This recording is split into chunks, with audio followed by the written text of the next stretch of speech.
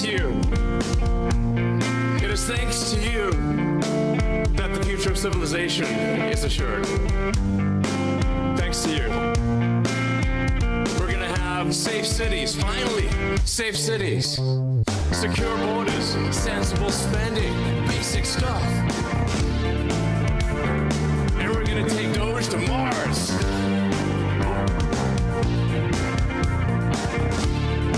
I mean, can you imagine how awesome it will be to have American astronauts plant the flag on another planet for the first time?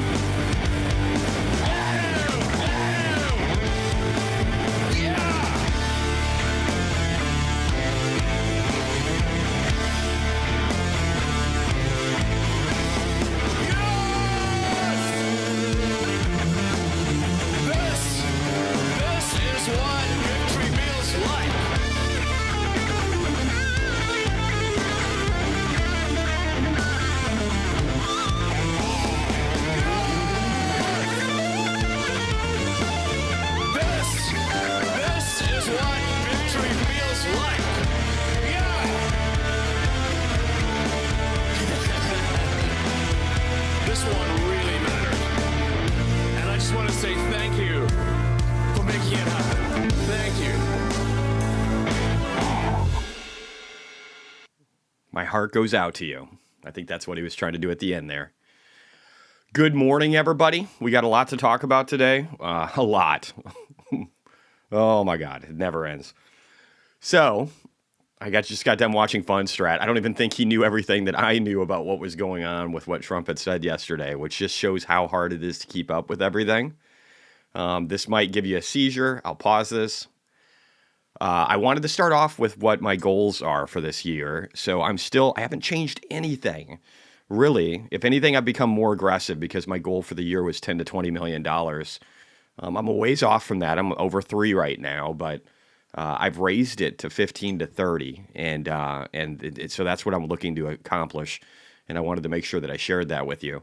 If we go back over here, this is higher now, actually. This got lower. I'm going to reorient this because I don't like the way it looks.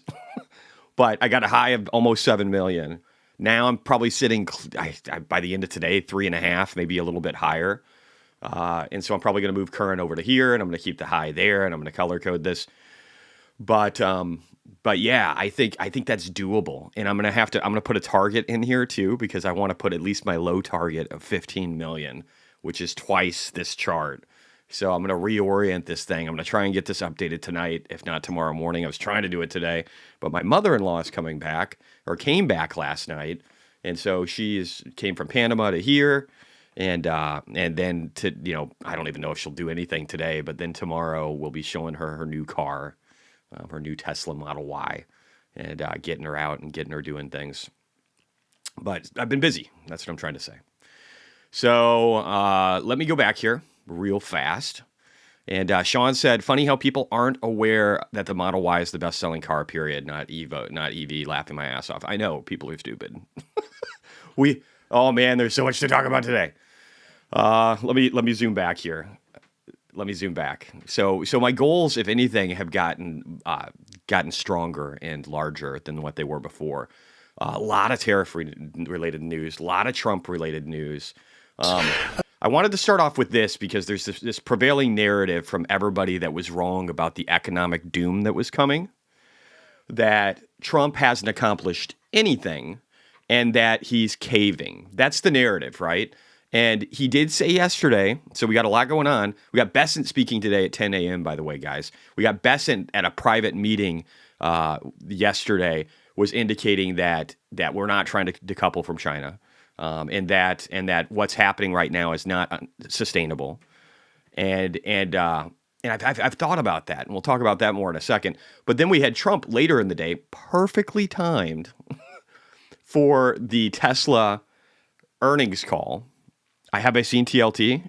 It's up, nice, sweet, 2.22%, still lower, I think, than when I sold it, and I don't care much about TLT, not right now. But yeah, so what was it? Oh, I lost my train of thought. Fuck, I shouldn't have looked at that comment. Anyway, I think I got too much sleep last night. But the thing I wanted to say is that Trump did not cave. In fact, if anything, I think it's the opposite. And I'm going to try and flesh out what I think is happening. But I wanted to start with this because everybody's passing around this dialogue where Trump says that he's looking to lower tariffs. They don't seem to be playing this video from yesterday. Let's listen to it. We'll see what happens, but ultimately they have to make a deal because otherwise That they is China. They're not going to be able to deal in the United States. So we want them involved, but they have to, and other countries have to make a deal. And if they don't make a deal, we'll set the deal because we're the ones that set the deal. We're the ones that set the deal. He's saying we have all the power still right now. Scott and Howard and myself and others, we're going to be setting the deal, and it'll be a fair deal for everybody, and it'll be, I think it's a process that's going to go pretty quickly. We've spoken to many, many countries, and we're getting their views on things. You know, there are a lot of things. They have VAT taxes. I don't need to go into all of it, but my whole point is he did not cave yesterday. He's still saying you have to bend a knee and you have to work with us because there is no choice, and we will set the deal. So if people take that as capitulation, I don't know. Go ahead, do what you want to do. It's just simply not that. And this is probably the one they're focusing on from yesterday. So let's listen to it. I don't like little quotes because they're always taken out of context. So I like to actually see what somebody says, as crazy as that sounds. But let's listen real quickly. Earlier today, Treasury Secretary Gusson suggested that with tariff rates as high as they are now, it's effectively an embargo of trade between the United States and China. Tariffs are so high right now, they're basically an embargo where there's no trade with China. Maybe that's the point. Not sure. 145% is very high, and it won't be that high. It's not going to be that high. It got up to there. We were talking about fentanyl, where, you know, various elements built it up to 145. No, it won't be anywhere near that high. It'll come down substantially, but it won't be zero. It used to be zero. We were just destroyed. China was taking us for a ride, and just not going to happen. It's not going to happen. This is capitulation and caving, saying that China isn't going to be able to take advantage of us anymore. We're going to be very good to China, have a great relationship with President Xi, but they would make billions and billions and billions of dollars a year, and they would build their military out of the United States and what they made, so that won't happen. But they're going to do very well, and I think they're going to be happy, and I think we're going to live together very happily and ideally work together. So I think it's going to work out very well. But no, it's at 145%. It will not be anywhere near that number. So again, this is the Trump caving, Trump trading against himself or dealing with himself. None of that actually makes any sense.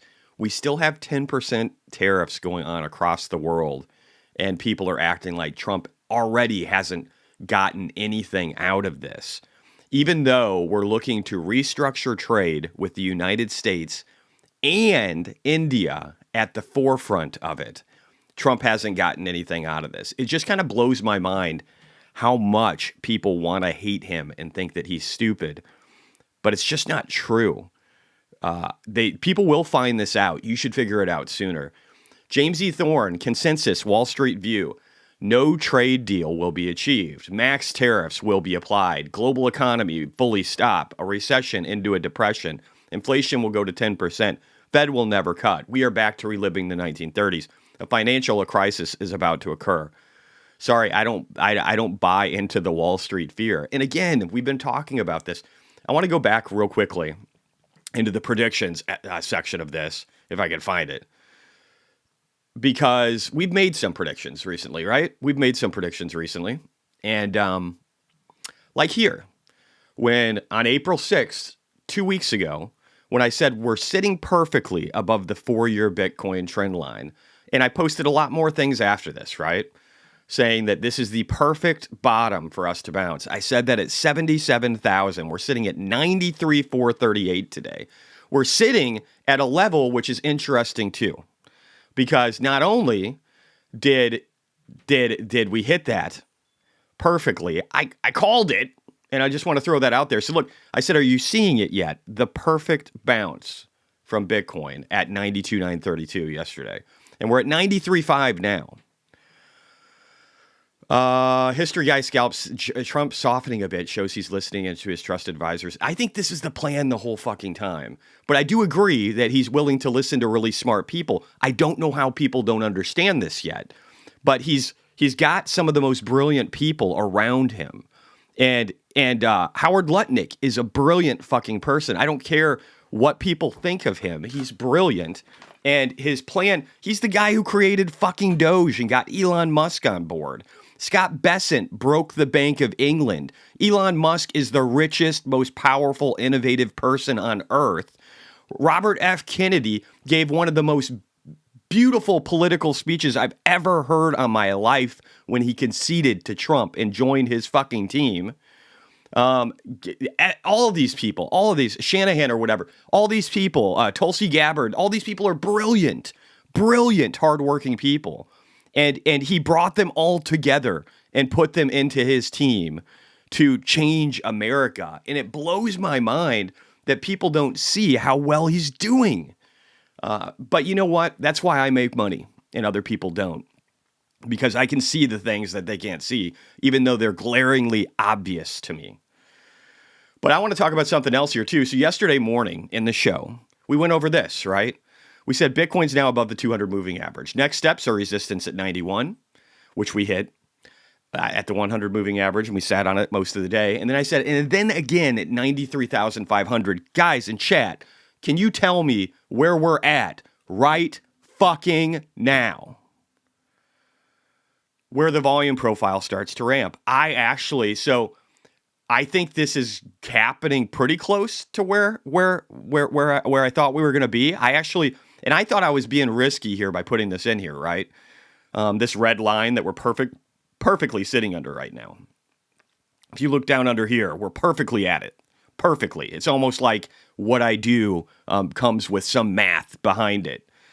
So I thought, it's probably a little risky to draw a line that shows that we're going to break up and actually try and hit 96,000. But I thought that was what was going to happen. And I still do. And it's crazy. And I don't even know if we have to have a major retrace. We could. But this 10 o'clock meeting is going to be super important with Scott. So we'll see. We might skip that and just go up. As crazy as that fucking sounds. But we have so much runway in front of us. I just wanted to say, though, take my victory lap and say, I called this. And if we can get past the 96, 97 range, it's off to the fucking races. And this is how quickly things turn around, okay? And then I told you guys about this, the perfect bounce off the perfect bounce. This 4-year trend that was perfect. And then we broke out of 3.5 months of declining price action to perfectly find support underneath of it and then take off from it. It's frustrating. You know what's frustrating is when you can see the path of markets and you're trying to preach to people that, no, it's going to be okay. No, this administration knows what they're doing. No, they've got a plan. It's going to be all right. Nope, you think you see chaos, but in actuality, what you're missing is everything they're fucking saying that they're going to do, that they've been doing. And it blows my mind sometimes why it's so hard to get people to understand that. And we haven't even started on Tesla today. Tesla's up almost 7% overnight when stupid, ignorant people will be like, but they had the lowest revenue since 2021. And none of that matters. Absolutely none of it matters. Let's go back to tariffs, though, because we've got a lot to talk about. So let's get through all of it. The Kobayashi letter said, breaking, President Trump says tariffs on China won't be as high as 145. Okay, we know that. The Great Translation Movement showed this. South Korean authorities seized 1.2 million mattresses from China just yesterday, which to be labeled as made in Korea to avoid the U.S. tariff. Literally anywhere now can be a stopover for Chinese products to disguise themselves as local and dump to the American markets. The important thing to note here is that they're fucking doing this. They're going after these guys. Also, Vietnam. Vietnam is set to buy 24 F-16 fighter jets from the U.S., the largest army deal ever between two nations. Doesn't it seem like deal-making is going on behind the scenes? Why is that happening? Also, Vietnam is cracking down on this dumping of stuff, too. I put here, this sounds closer to the truth. I've been told by a person that Scott Bessent, the reports and his remarks about a trade deal with China having been imminent overstate what he said. He meant that there's room for talks and de-escalation. That's exactly what he meant. Oh, by the way, all this stuff about tariffs. Let's look at this. Here's just another little fucking anecdote about tariffs, and I should say this, and what's really happening. Hi, it's Congresswoman Erin Houchin. We are here today at Guardian Bikes in Seymour, Indiana. We talk a lot about America first. This is the first president to really prioritize fairness for our American manufacturers. American companies like Guardian Bikes are resilient. President Trump's been talking about tariffs and using tariffs as part of his policy since he started speaking about becoming president. It's been a long-term plan of reshoring. I think tariffs are here to stay. This was a thing, before 1913, most of the government was funded by tariffs, and tariffs were used for revenue and protection. I think President Trump is trying to go back there, and we personally think that's a great idea. You've recently announced a very heavy investment in Seymour, Indiana, $19 million of growth. Sky's the limit. I mean, that $19 million is our first major investment announcement. That'll get us about 1 million units of frame manufacturing capacity in Seymour, bringing scaled bicycle frame manufacturing back to the United States, which really hasn't been here for decades.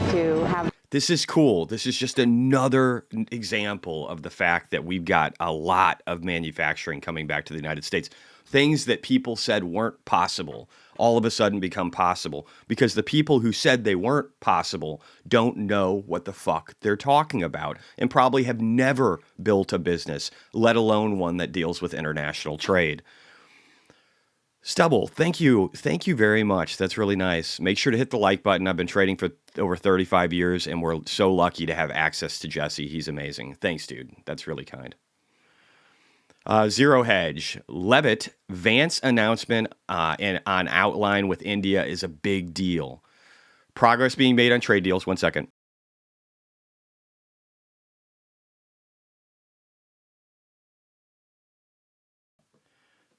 All right, saying hi to my kid. We now have 18 proposals from countries with trade. We had White House trade team meeting with 34 countries. So these guys are making tons of deals, doing a lot. We're bringing American manufacturing back. We've got a deal with India that we talked about yesterday where we're building a strong rapport with them. They are a country that is very much aligned with our values. We kind of speak the same language. They've got a massive population. They've got a very large growing middle class. They've got democratic values. This is the kind of country we should be realigning with, and that's what we're doing. And anyway, I hope that people realize that we're headed down the right track and that we're the ones with the control, and that's a beautiful, beautiful thing. And you should be happy about it. We're going to talk a lot about Bitcoin today. We're going to talk about Tesla for sure, because I mean, wow, yesterday was pretty great. Dude, Jesse poured 400,000 the worst day. Ha ha ha, epic. I made 600,000 yesterday, so it was pretty good. All said and done, I made like 600,000 between all of my accounts. I just only ever show the main one because it's just easier. I've got like 14 accounts or something. All right, so Trump. Treasury Secretary Scott Bessent, it almost seems like this is orchestrated, how close of a relationship we're building with India and Saudi Arabia. Saudi Arabia is about the closest you get to the West in the Middle East, outside of Israel. And he said, during today's discussion with Minister Al-Jadeen, I was happy to reaffirm the vital economic and national security ties between the United States and Saudi Arabia. I appreciated his thoughts across a wide range of subjects, including energy, regional issues, and investment policy. All interesting things. Also, you might have missed this in the news yesterday. Axios reports that Trump's final peace plan will be presented tomorrow in London and will cover the Zaporizhzhia nuclear power plant, Europe's largest. The plant is to be considered as Ukrainian territory, but operated by the USA with electricity supplied to both Ukraine and Russia. Also, Vladimir Putin yesterday said that he is willing to draw the lines right where they are today, and they're trying to come to a conclusion between Ukraine and Russia. Zelensky, like a douchebag, said that he won't recognize Crimea, which is stupid because that doesn't even pertain to this war. I think we'll get past that. We're not done trying to end wars in Europe, but we're getting close, I think. Trump to meet with Xi in early May. I think I might have said this next week. That's wrong. Early May. Trump, no intention of firing Powell. I think people didn't pay attention to that. That's pretty exciting yesterday, too. Let's just keep going. Amit said Trump just now, China tariffs. I wasn't seeing posts from Amit. I guess I muted him. No idea why. I think it was an accident. I am just like overly aggressive with clicking buttons. But I've got him back now. It said Trump just now. I thought he was being quiet. China tariffs will come down. They won't be as high as 145%. I won't play hardball with China. I don't remember that part. Maybe it existed. Looks like Bessent saying we need to bring down the tone with China might be working. I don't know why everybody thinks it's Bessent. Don't get me wrong. Bessent is brilliant, but he has told us that he is operating off of Trump's plan. And he's very much alignment. Oh, God, guys, there was this video. Quick segue. There is this video that I watched yesterday. It's so good. It's with Michael Saylor talking about global chaos, the monetary collapse to send Bitcoin to $10 million. But he talks about this administration and how blown away he was when they made the crypto summit. And he got to meet with Scott Bessent and Howard Lutnick and the rest of this administration and learn that not only was David Sachs a billionaire, absolutely loving and excited about what was happening in this industry, an industry where they invited all the big players so that they could meet these people, get their input, tell them their vision and their plan. Not only was he stupidly impressed by all of that, he was impressed that Trump was interested in it, that Scott Bessent was as knowledgeable as he was and what his game plan was. Howard Lutnick being so heavily invested. We've got to talk about that. His firm, Cantor Fitzgerald, is looking to acquire, I think, $3 billion to be able to buy Bitcoin to compete against MicroStrategy. Is that fucking priced in? But his main viewpoint, and I might even make a standalone video for this. It was so fucking good. That we went from an administration that was basically fighting Bitcoin and crypto on every front. SEC, super aggressive. We're not going to define anything. It's all securities unless it's Bitcoin. We're not going to define anything. Just go ahead and try and build. We might sue you later. And once people get sued, then you'll know you're not supposed to do something. But otherwise, fuck you. That was pretty much it. And if you're the one that gets sued, we'll just ruin you. That was the previous administration in regard to the SEC. And now we literally have pro-Bitcoin SEC that was just appointed yesterday, and everybody in the administration owns fucking Bitcoin and is pushing Bitcoin and is talking about aggressively buying Bitcoin. They're not talking about that with fucking gold, okay? They're not. But Bo Hines and the rest of these guys are saying they want to aggressively add Bitcoin. Doesn't that seem like something you should take note of? Doesn't it? The most pro-Bitcoin and crypto administration ever? The exact opposite of what we had before, and people think the fucking bull market is over? How borderline retarded do you have to be? Anyway, it was good. That was my point. Let's keep going. Wall Street Engine. Trump, no intention of firing Powell. Fed should lower interest rates. Would like to be earlier on time. RFK gave an awesome speech yesterday, and he talked about how he's completely removing dyes from our food. We're at almost 94,000, by the way, today.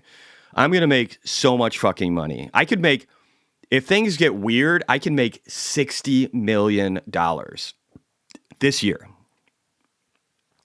Here's the post from Putin is ready to freeze the front where it's at and give up the parts of Donetsk, Luhansk, Kherson, and Zaporizhia regions, again, including the nuclear power plant, held by Ukrainian troops in exchange for the U.S. recognizing Crimea as Russian in a peace deal and banning Ukraine from joining NATO. So they should ban them from joining NATO. I think that's fine. And I think it's fine that Ukraine doesn't have to acknowledge that this is a part of Crimea. It's just the United States that needs to. This is the closest we're going to get to this fucking war ending. This is it. This is it. Russia, whether you like it or not, they fought for Kherson. They got some of it. They got some of Zaporizhia. They got some of Luhansk. You can see the original regions if you look here in darker colors. You can see how Crimea and this area was all a part of Russia from the last war. But then you can see how they've gained Luhansk, Zaporizhia, and Kherson, parts of it. Now, Ukraine is just going to have to give that shit up, and I know they don't want to, and I dig it. What happened with Silas? Let's go back. Hey, Mike, different sleep schedule and some issues related to my father's death. Oh, dude. I'm sorry, man. I'm sorry about your loss, bro. Family is super important, so that sucks. But yeah, so I think this Russian thing might be coming to an end, and we're happy to have you back, Silas. Now I'm dotting. Jesse, once you hit 60 million, please don't stop lives. I'll try not to. I might do this stuff for fun still. I might just make it shorter. And if I can get somebody... Oh, wait, my daughter again.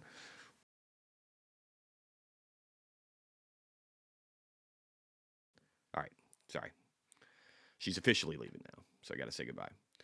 So yeah, the thing I want to say is there's just a lot of good stuff going on, guys. There's a lot of good stuff going on. We've got, again, and this says that it wasn't removed. I actually said that up here. But the food dyes are coming out of our food. We're going to end the war in Europe. We're making trade deals that are going to be amazing. It's just, there's a lot of really good stuff happening. So stay positive, okay? And then I always have to have fun with Gavin Newsom. Homelessness is my number one priority. Gavin Newsom, 2004, all the way through 2025. This is what it looks like in the ghettos of LA. Breaking President Trump. So yeah, yesterday, if you guys didn't know this, a bunch of Islamic terrorists murdered Hindus in Kashmir.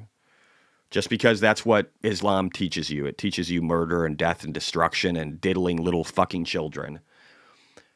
Not my favorite subject. So Trump gave his sympathies to the 30-ish people that were murdered. One of them that was murdered was on his honeymoon with his new wife. They'd just gotten to Kashmir to celebrate their honeymoon, and then he got his fucking shot, stabbed, one of those two. And his wife was sitting over his corpse, trying to process it all. So great job, Islam. We're going to root you out. We're going to get you out of this world. Walter Bloomberg. Vladimir Putin has offered to halt the invasion of Ukraine across current front line as part of efforts to reach the peace deal. Again, this is good stuff. Homeland Security. I love this, by the way. Let me just see what they said here. So this is Emily, whatever this cunt's name is.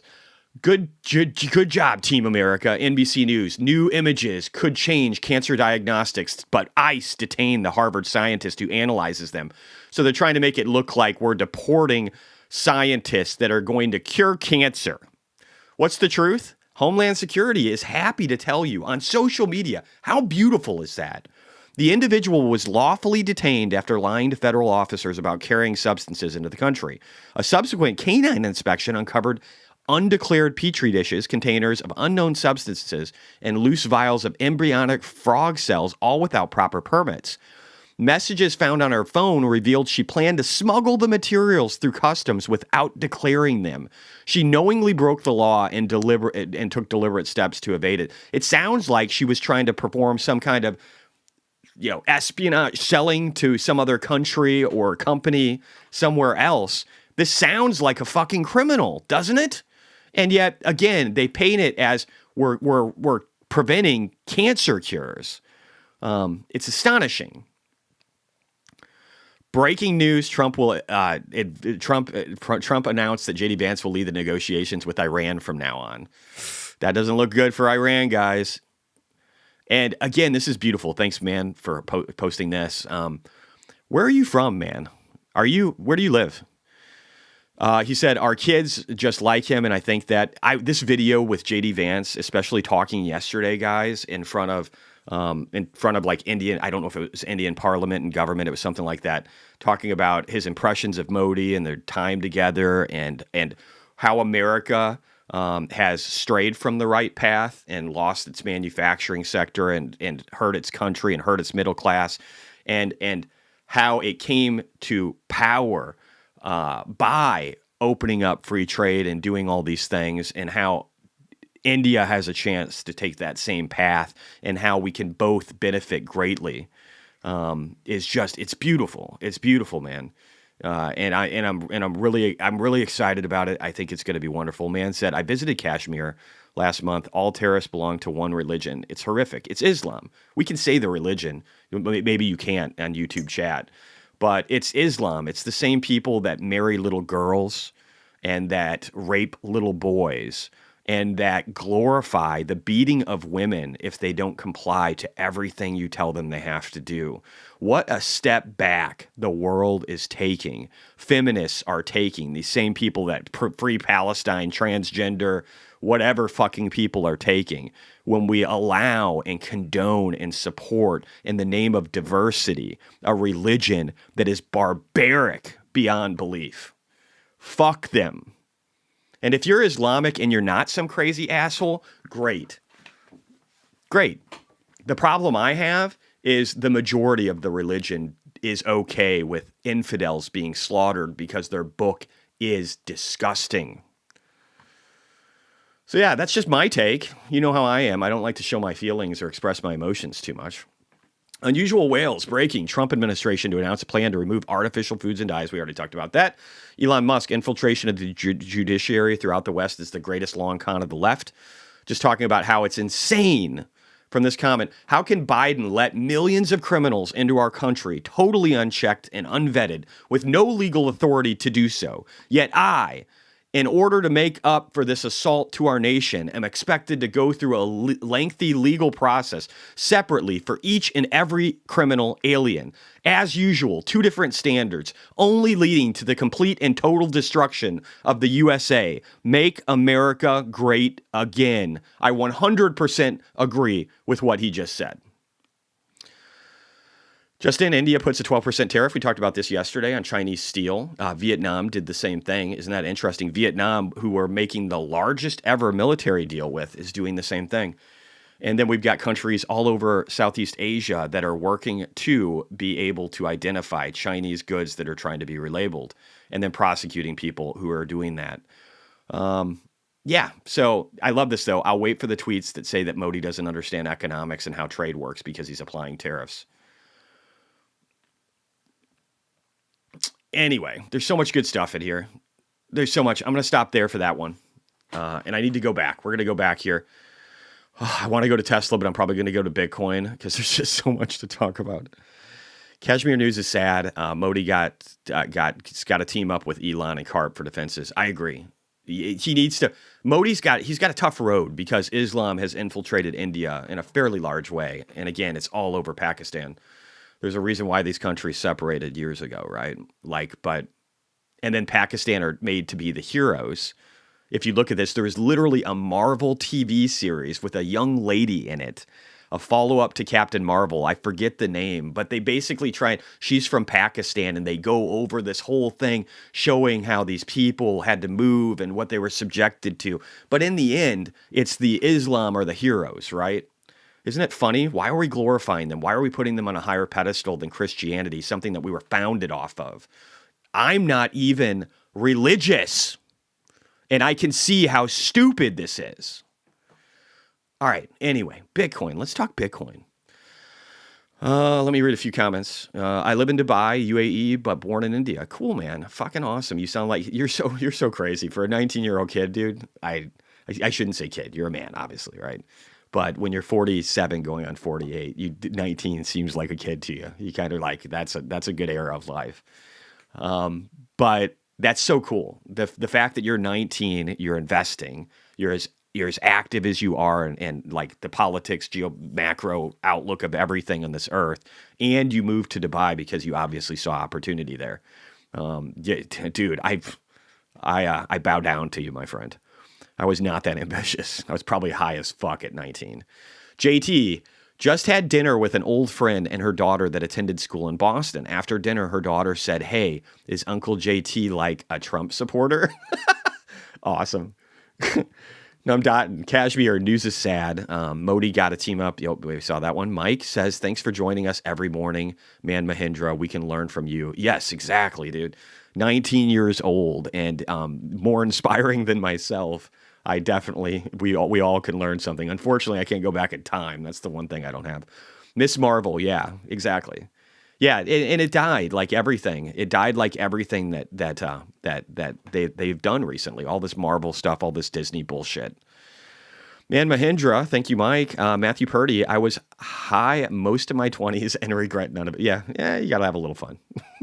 See, listen, I'm not religious either, but hope Catholics get Pope that sort. I like that. I don't remember if it's part of Africa, but that Pope that literally thinks that immigration is destroying, and like the last Pope was a complete fucking loser. I agree with all those things. I hope they get him a much better Pope. Christianity is coming back in a big way in Europe. I can see why, because these people have just been browbeat for so long. Math 2, we're the same age and the same portfolio value. Awesome. Matthew Purdy, 36 and still grow the odd plant for personal consumption. Nice. All right, so let's get into Bitcoin here, guys. Let's focus. We got a lot of going on. There isn't much in the way of economic data today. And I don't know. I might make a separate video where I just go on a rant about how good things are right now. There's so much opportunity in front of us. I was talking to my wife about this last night. I wish I would have recorded it. It was one of my better ones. But again, between the lineup of the macro view of the United States of America and what we're doing right now with new trade deals and restructuring trade for the world and our image, it can't be discounted. And the perfect alignment of what Bitcoin is, an immutable, unconfiscatable, transferable. It can be, you can literally, there's a joke about I lost my keys on a boat. There is no other asset that allows you to be able to transfer millions of dollars from one country to another without the government being able to prevent you. Try getting on a plane with a suitcase full of money. Tell me how that goes. Try getting on a plane with a bunch of gold bars or jewelry. Tell me how that goes. Tell me what happens. Tell me if you get taken and put on a side and they ask you a bunch of questions and they tell you can't leave with it. Tell me how that goes. Yeah, PMI today at 9. That's true, Matthew. There is some good data. But with Bitcoin, you could literally say, yeah, I'm leaving, and then you could leave a country, have the entirety or 99% of your wealth on fucking private storage that's in the cloud, but really on the blockchain because it's not in the cloud, right? And you could pull that money out in a completely different country. There is no other safety mechanism like that for the value of money anywhere on earth. It is better than gold. If you think gold is better, you're just fucking old or you're ignorant because you haven't done enough research. And so you got this perfect financial instrument at a time where we're talking about a Mar-a-Lago Accord. We're talking about a once-in-a-100-year event. That's what Michael Saylor talked about in that video I was referencing for yesterday. So you got a 1-in-a-100-year event that's happening, sitting in front of us right now. And you can understand that event if you just watch this fucking video. Watch this video. It's so good.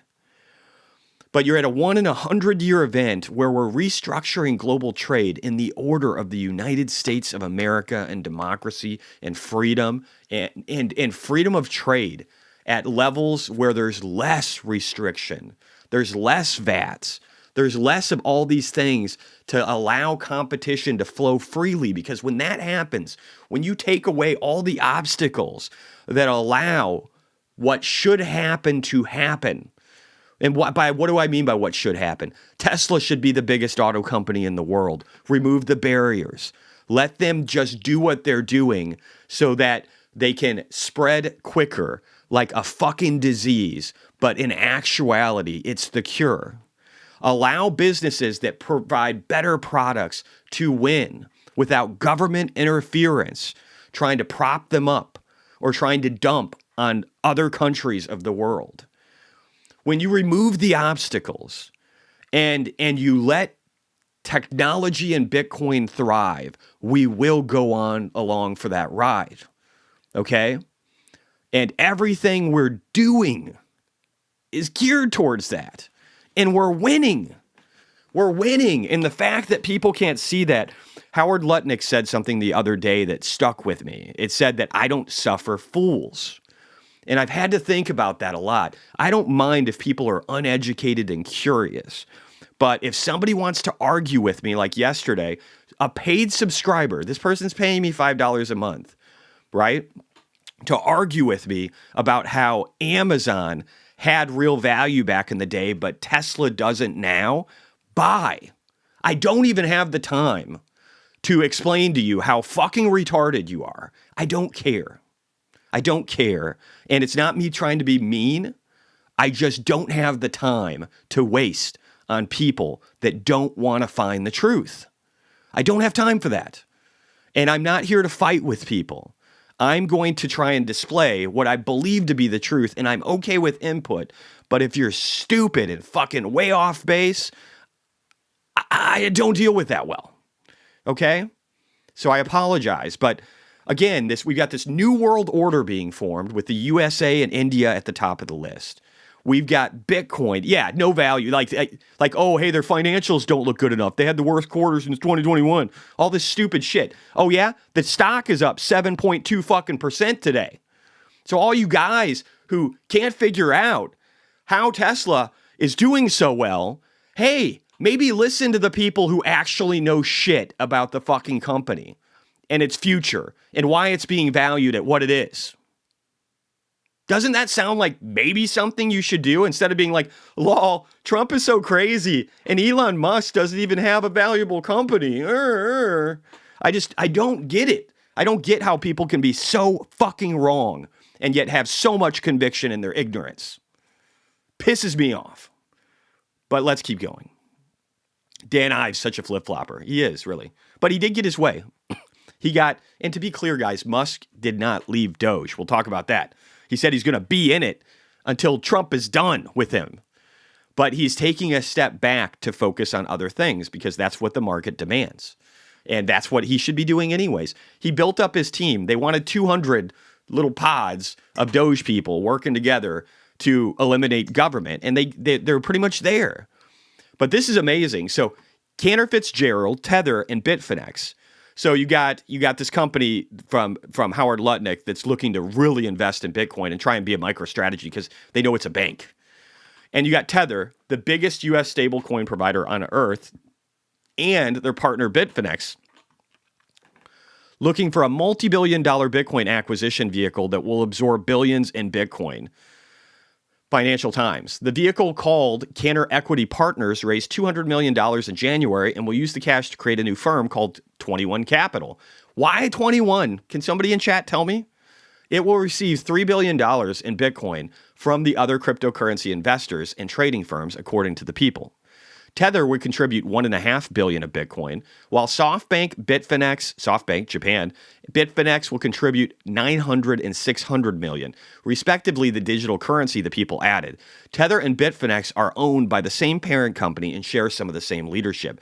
Lutnick's vehicle will also raise a $350 million convertible bond and a separate $200 million private placement of equity to buy an additional Bitcoin. Eventually, SoftBank, Tether, and Bitfinex will see other investment of Bitcoin converted into 21 Capital at $10 per share and valuing the digital currency at $85,000 per coin. This is not priced in. This is another company trying to be MicroStrategy. This is another company. This is a big deal.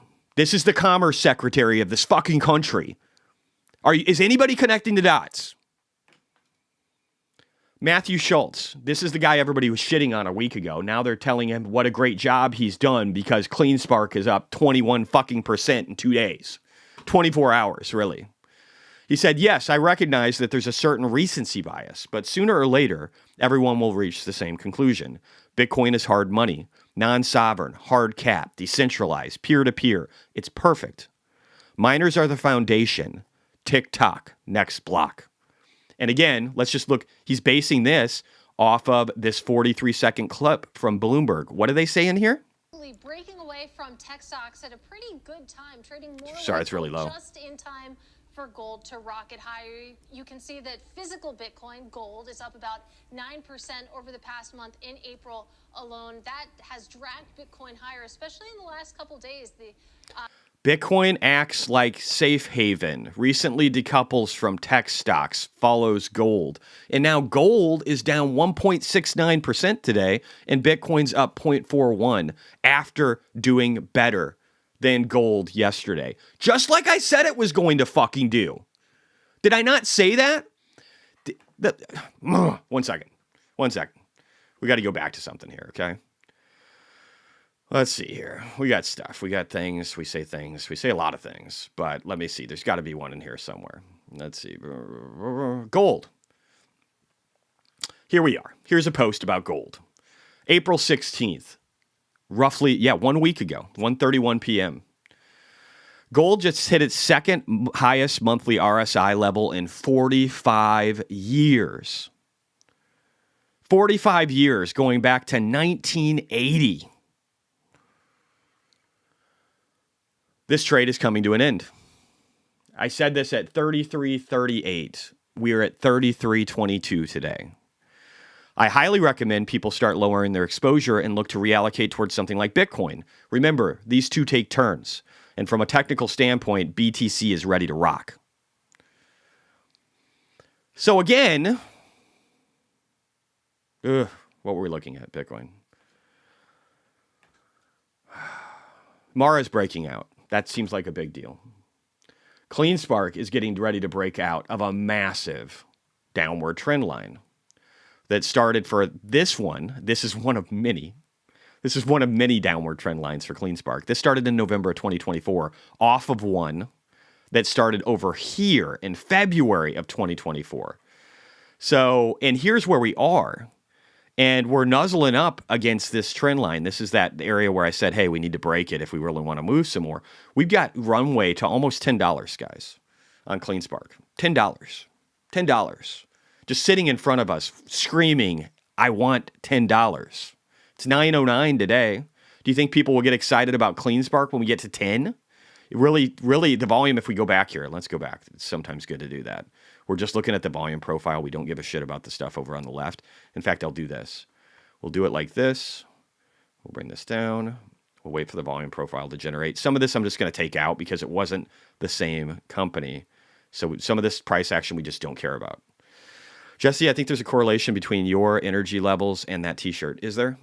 I was working out yesterday. I was with my boy Tony, my brother from another mother, my Korean brother from another mother, who is a great friend and somebody I love spending time with. But yeah, so if you look over here, so we got a trough like at 965. This thing really peaks around the upper 10 range, 1050, 1050 to 11.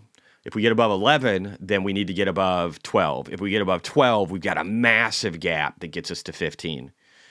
15 all the way up to, around 15. So when we double in CleanSpark, you might want to take a little bit of cash off the table, but then we'll be breaking out of a broadening falling wedge. Once we get to 16, 17, we'll be above all that. We'll be above all the previous price action, and this thing will be in a free flight. And it'll come so fucking quick. It'll come so fucking quick, it'll make your head spin. Whew. It's going to be good. It's going to be real good. I'm going to move this out of the way. Everything kind of looks like that. Bitcoin or TSLL, look at this, above peak volumes right now. Up 15% on the fucking day. Elon Musk told you what was happening yesterday. He told you. And then I reiterated it yesterday, right? Isn't that what happened? Let's go back. Let's go find Tesla real quick. I just want to see something. I need to find this message. There's a lot of stuff that happened yesterday. We should probably talk about some of it. I just want to find one thing here from Elon Musk. Hopefully I put it in here. I know I talked about it yesterday. Yep, fuck him. That sounds like me. Whatever. So it was essentially Elon Musk with a video. I posted this for Curious Peggy too, but it was a video of him saying that everybody says that Tesla's shit, everybody fucks with it. All these articles come out saying that they're going to die, yada, yada, yada. And all that happens behind the scenes is that Tesla just keeps going up. And in it, he put, I don't know. And that was yesterday morning at like 6:05 in the morning. And so yesterday when I saw that, I dumped almost all my Tesla stock, about 60% of it, and I just threw it into TSLL. I don't know what that's sitting at today. It looks like $150,000 in TSLL.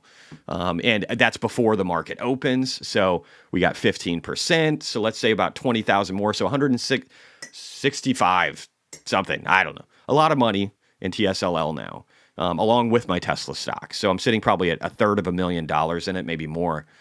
But this is important, right? This is important. When he gives you clues, you should listen to him.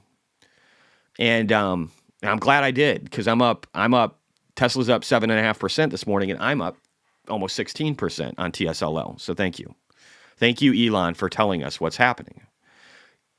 Ethan Batiak, insider trading is the best, lol. I saw the article and doubled down on calls, up 50%, laughing my ass off.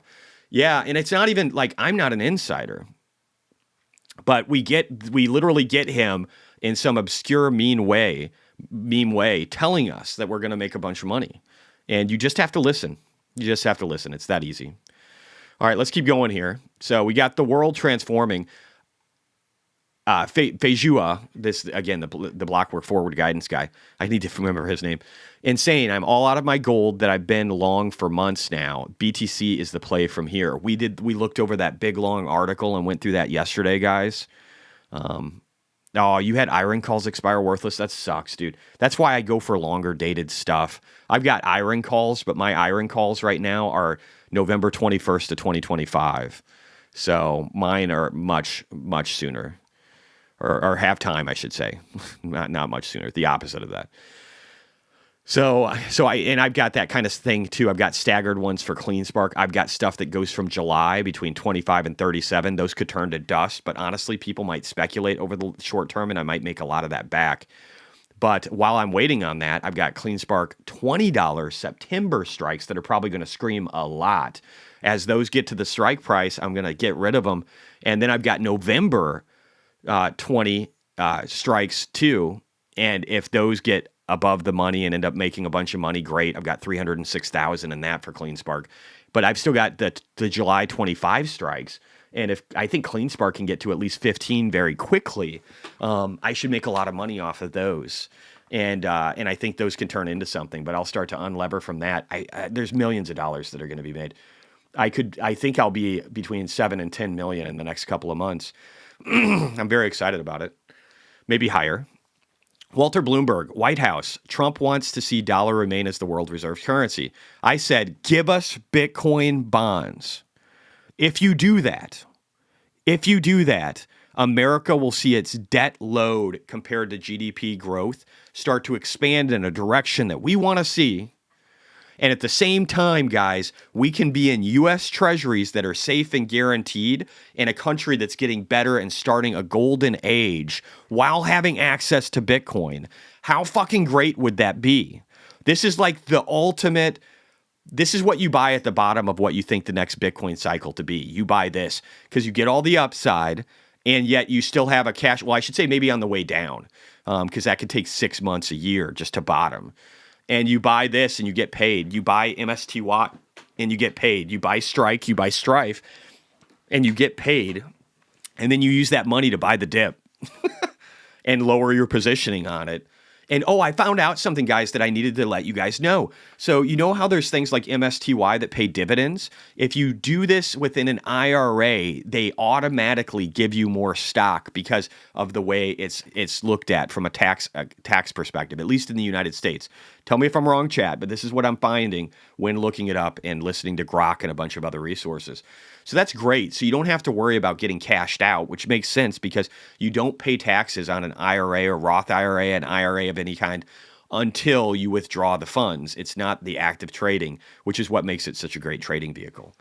So anyway, but I'm excited about this because I can do all these things with MSTY, with Strike, and with Strife that turn into income while giving me this really safe mechanism to be able to ensure that I'm just always making money. And I think the amount I'm going to have in all these things, I'll probably be making $300,000 a year in interest-related income, roughly. Maybe more, maybe $500,000, maybe I'll dial it up. That will just continue to get cycled in where if the world's falling apart, I'm just continuing to make tons of money. And at the same time, I can be really, really aggressive with the rest of my investments, kind of like I'm doing now, in order to be able to double, triple my wealth and just grow. Because my goal is in less than 10 years to be a billionaire. And if I'm going to do that, I need 20 to 30 million, hopefully this year, because that really gets me on a good pace. But Bitcoin bonds are just another way that we're going to be able to make a bunch of money and kind of have revenue. But if you're in an IRA, it will just multiply its numbers for you while being backed by the U.S. government, which is going to be amazing, and Bitcoin. Oh, Buck. Do I have a preference between Strike, MSTY?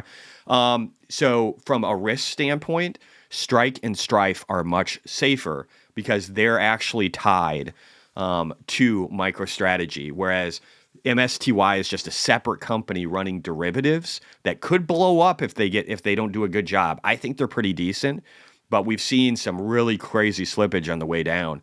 So from a safety standpoint, I think Strike and Strife are the two better ones. One of them gives you access to like being able to call in the stock and get an 8% return. The other one is just a flat 10% return every year. But I do think MSTY is kind of a fun little gambling play that I'm probably going to play too. As we get closer to the top, I'll start to switch to some of these vehicles. First, I'll switch out of leverage on miners, leverage on MicroStrategy, and I'll start to dial into Bitcoin-related investments, maybe some IBIT. Just Bitcoin, no leaps, none of that shit. So I'll be removing my leverage to reduce my downside risk as I make a fortune. And then I'll be looking at Strike and Strife as two vehicles that can give me that really good income without a lot of downside. And then I'll look at MSTY. And let's just pull that up. So MSTU and MSTX are what make you all the money on the way up. And so looking over here, again, 1,300% was made over a period where MicroStrategy went up 349%. You made 1,330% from MSTX. And I think there's the ability to make a lot again, just recently here. So I'll just do a quick comparison because I think this is a good lesson. So just recently, how much money have we made from the bottom if we just bought and held MSTX? 110%. What period of time is that over? That is April 8th to now. So in less than 2 weeks, you could have made 110% if you just bought MSTX at the bottom. So that's a good return, right? What did MicroStrategy do at that? Or what did MSTY do over that time? We'll look at MicroStrategy, but let's go here first. So here's what MicroStrategy did over that same, or MSTY did over that same time. So MSTY is, oh, that's the wrong thing. Sorry. MSTY is an interesting vehicle. It's got downside risk, like a decent amount. Oh, I don't want that either. What am I doing? Price range. All right. So over that same period of time, what did MSTY make you? So it made you about 33%. So you could have had 110, you got 33. So this gives you about a third of the upside and downside related risk.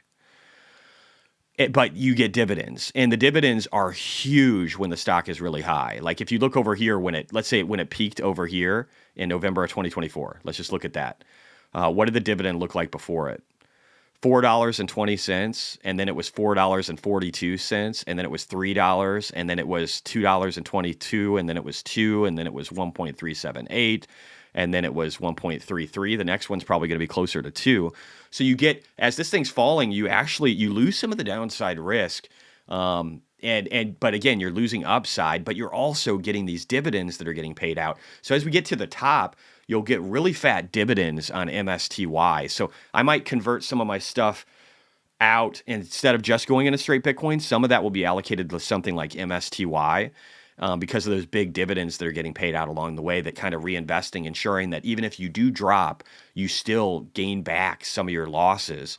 So this thing dropped from a total of 46 all the way down to 17. And right now it's at 23. But if you add up all the dividends since that drop, so let's just look at this, 442. So let's add that up. 442, 742, 9, 670. 11, 70, 12, 13, 14. So 14, we'll add 14 onto this. So we've got 37. So we're already at 37 essentially on MSTY. We're already at 37 because of what you got paid in dividends. So you're not that far from your top over here at 46. How much further down is that? Let's just take a look. So you're down 20% from the all-time high in your investment with MSTY. So you have limited upside and downside, about a third of what you would get with this other fund, which is a little bit less than what you would get with MicroStrategy, and yet you get paid dividends. So I really like this if we're getting toppy. When we get past like 180 to 300,000, which I think is the top. 180 to 300,000, I think that's the top. I want to start to get out of miners in a decent way at 150, 180.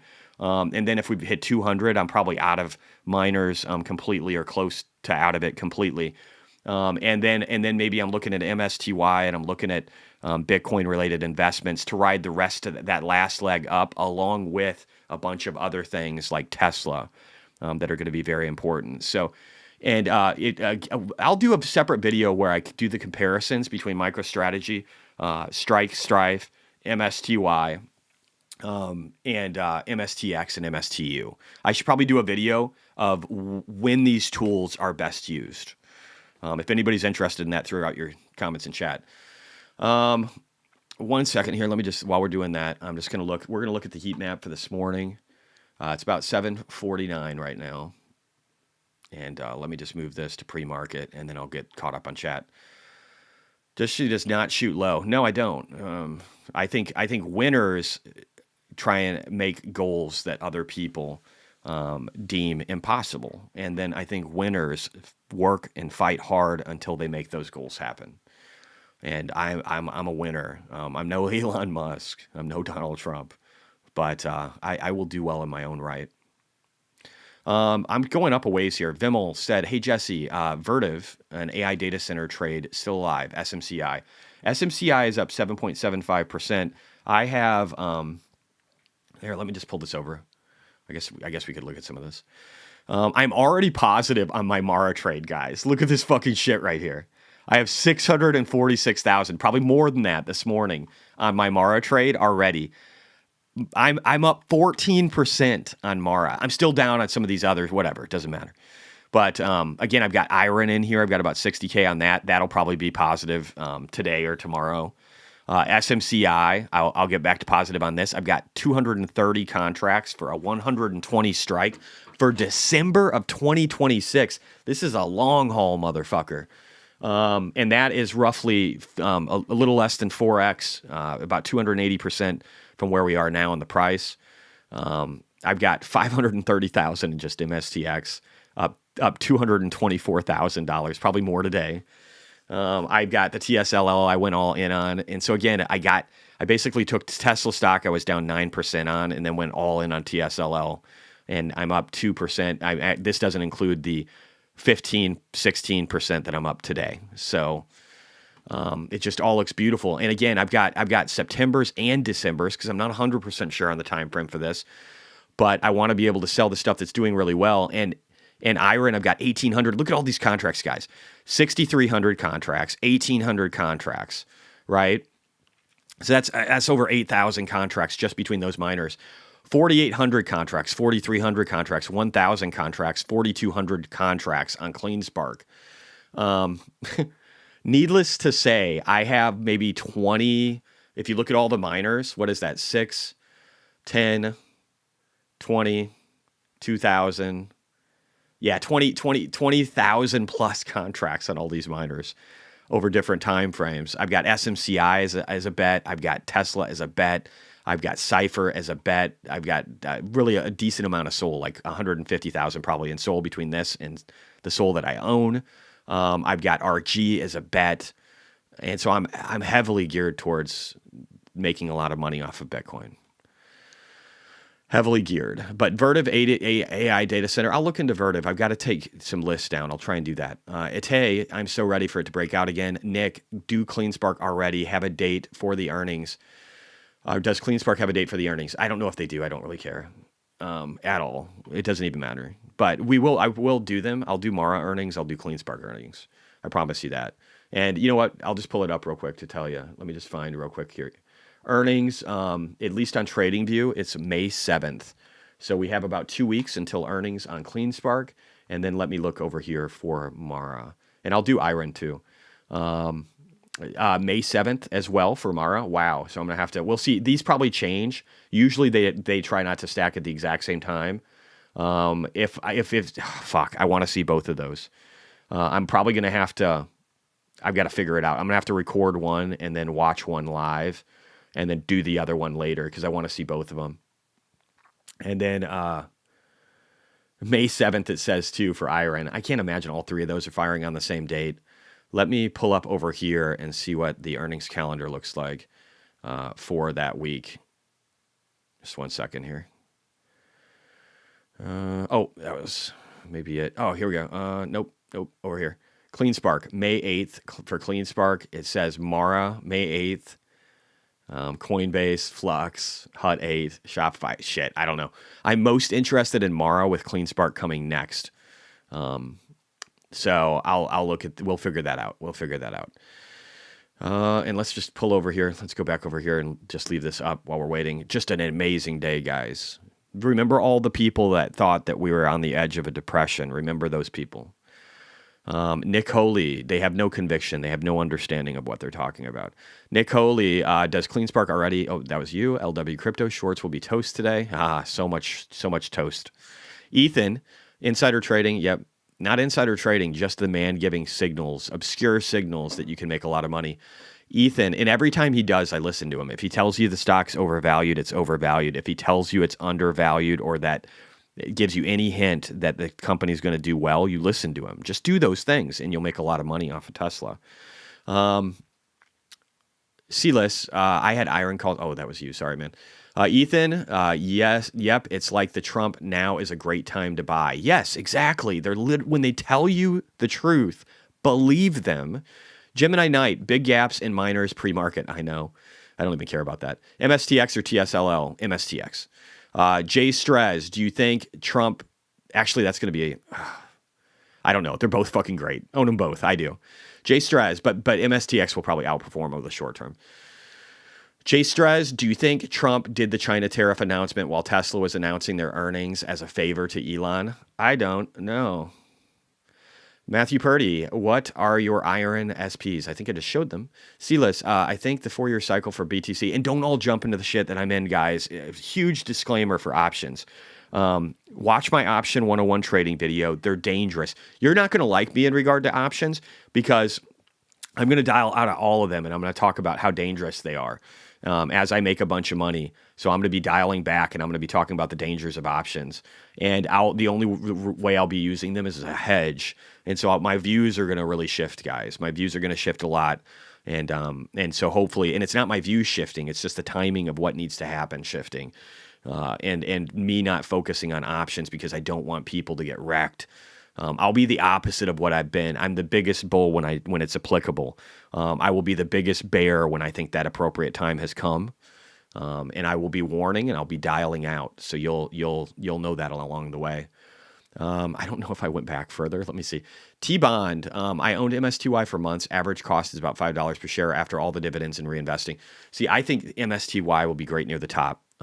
It's great near the top. And so I'm going to be dumping into that along with just Bitcoin, like Biddy, like a BlackRock fund. Would you look at MSTZ? It's a 2x inverse.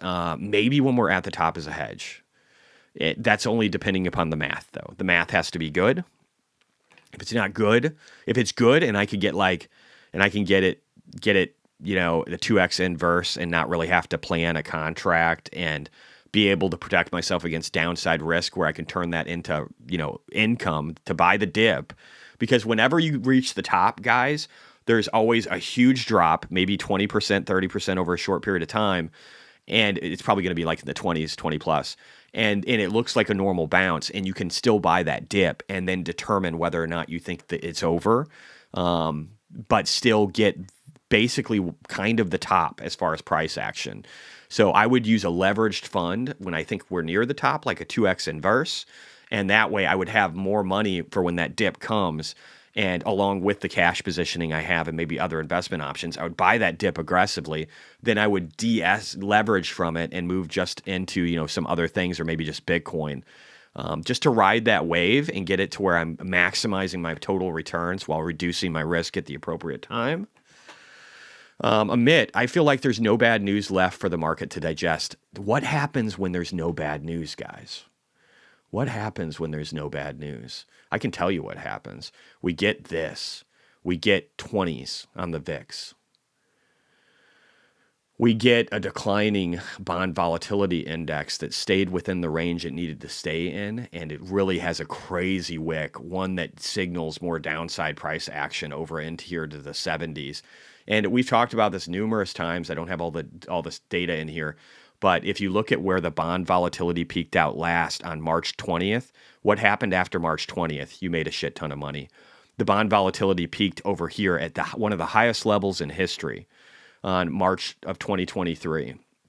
Now we're going to make shit tons of money. If we go back over here, what was the last peak? The great financial crisis. The only thing that beats this peak and this massive wick down is the great financial crisis. And what happened after that? People made a lot of money. We're at the lot of money phase, guys. And that's a beautiful phase to be at. And people that are the real deal and that can see the truth in the future. And I'm not going to act like I'm Nostradamus, but I will say this. I have been given a gift. And I don't know if it's the perfect alignment of failures in life that have given me this. I'm not sure what it is. It's probably a combination of dropping out of high school, failing at everything I'd ever done, getting interested in investing at the dot-com bubble, getting interested in investing at the 2008 great financial crisis and going bankrupt from it, and then finding Bitcoin. My father drove me into all of these. So really, I have him to thank, but like, I have a gift, and I know I have a gift, and it's not just arrogance saying that. And I want to use it. Because people get gifts in all kinds of ways. There's people that are savants at playing the piano, at art, at math, at, aeronautics, at aerospace, at like whatever Elon Musk is. And if you have that gift, it is your job to give that to other people. Legend, thank you for joining. Sweet Bid McGee, $5. Thank you. Have you heard of Fold Credit Card? Yeah, I have.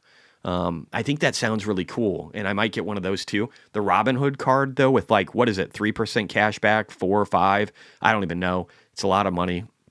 It's the best credit card interface I've ever seen. Robinhood is an amazing company. Vlad is an amazing person. But yeah, a depression because Temu costs more now. The depression would be if we completely eliminate trade, which is why you have to own Bitcoin. But Bitcoin does good on risk on too, and it's a better version of gold.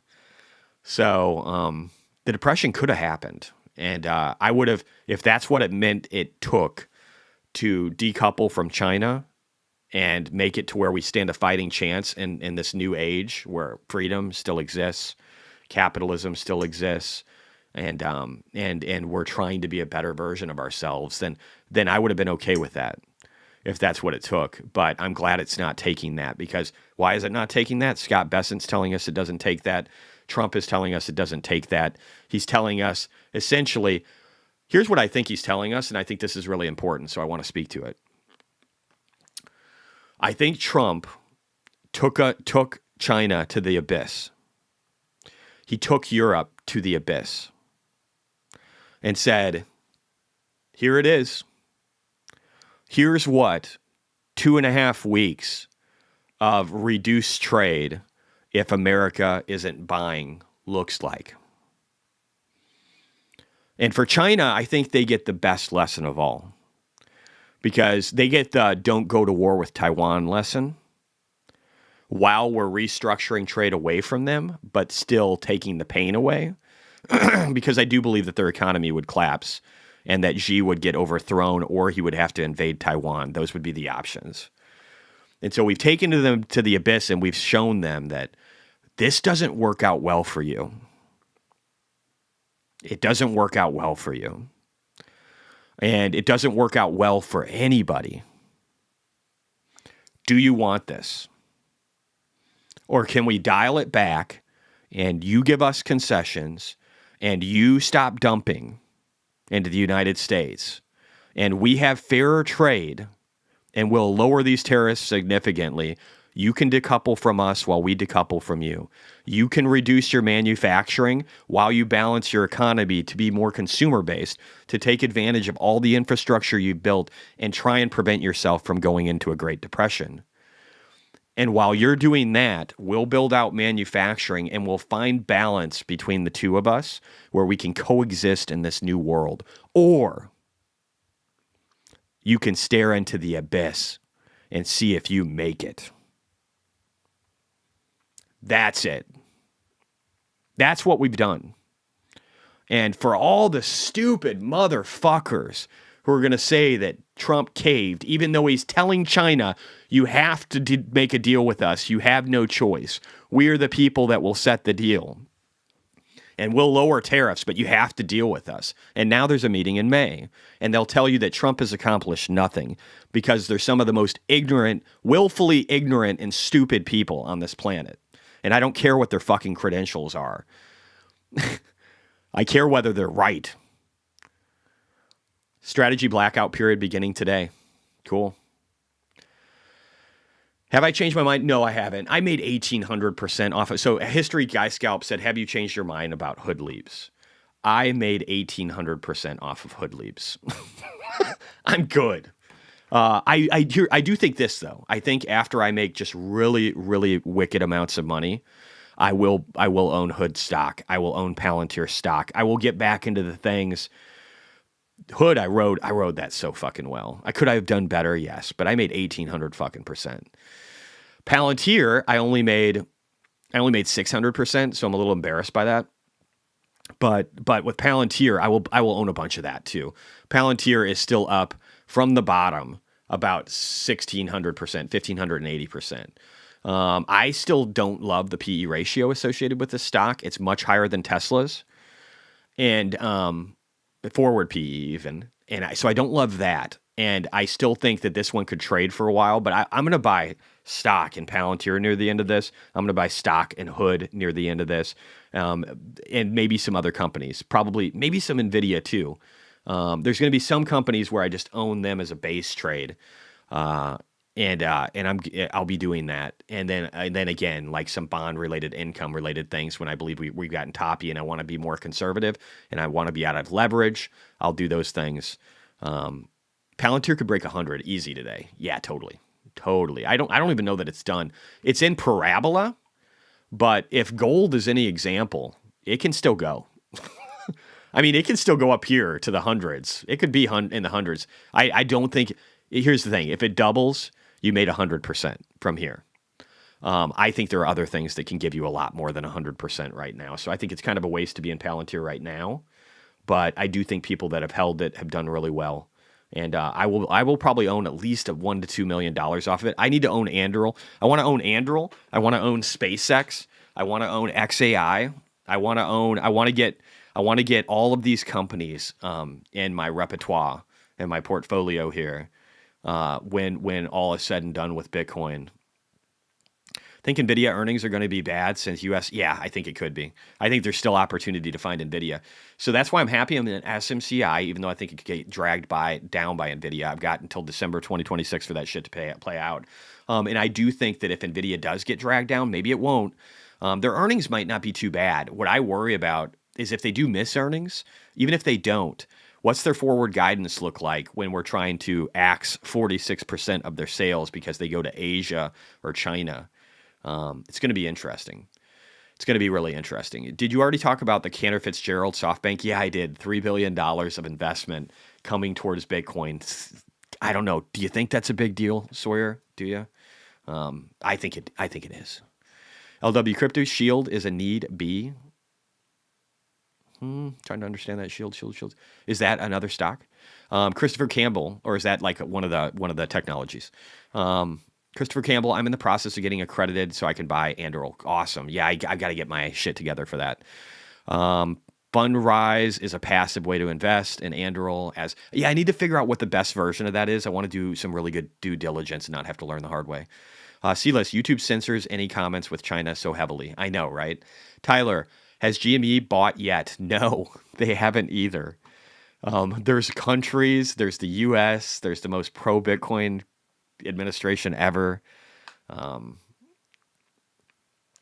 Read up on Voyager Tech was called Voyager Space IPO June. Interesting. Yeah, for space, I just really want to own SpaceX. I just want to own the winner take most market, right? Like James from Invest Answers likes to say all the time. I want to be in that.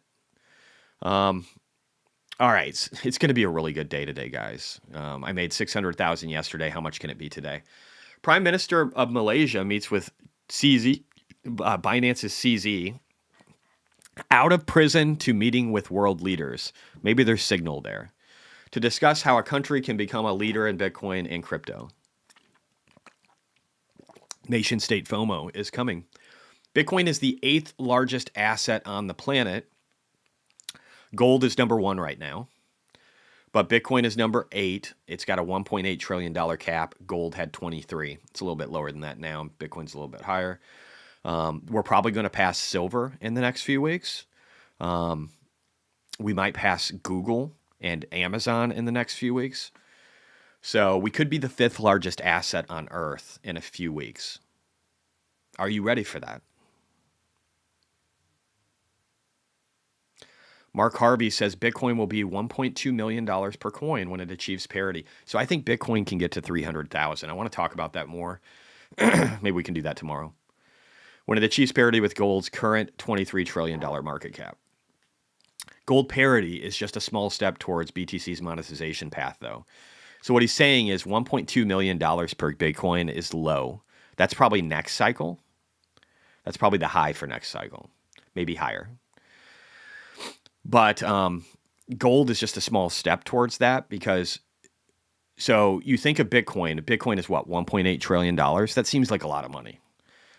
It seems like a lot. And when it turns into 1.2 million per Bitcoin and it's 23 trillion, that seems like a lot.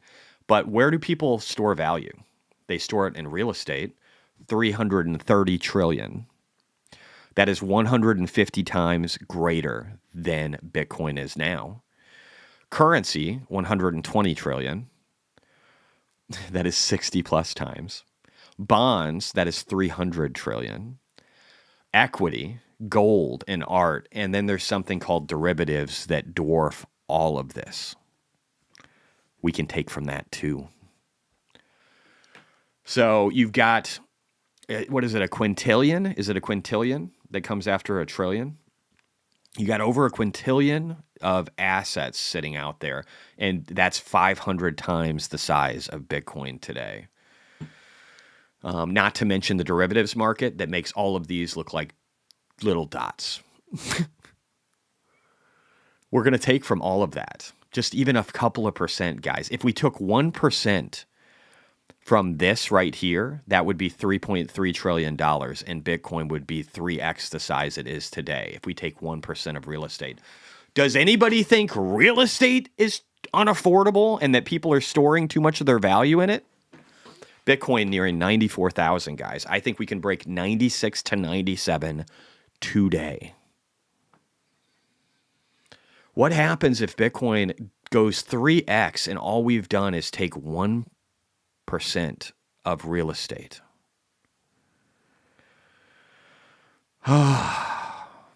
Not to mention the bond market, which we're eating. Do you guys understand? This is what's happening with the restructuring of trade is a once in 100-year event. What's happening with Bitcoin is one in several hundred to 1,000-year event.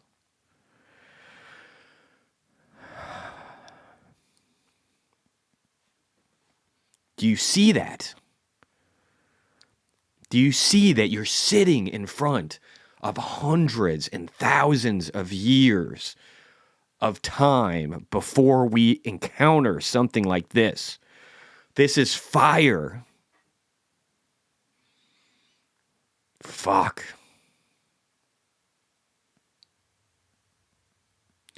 Whatever, we can save some of this for tomorrow.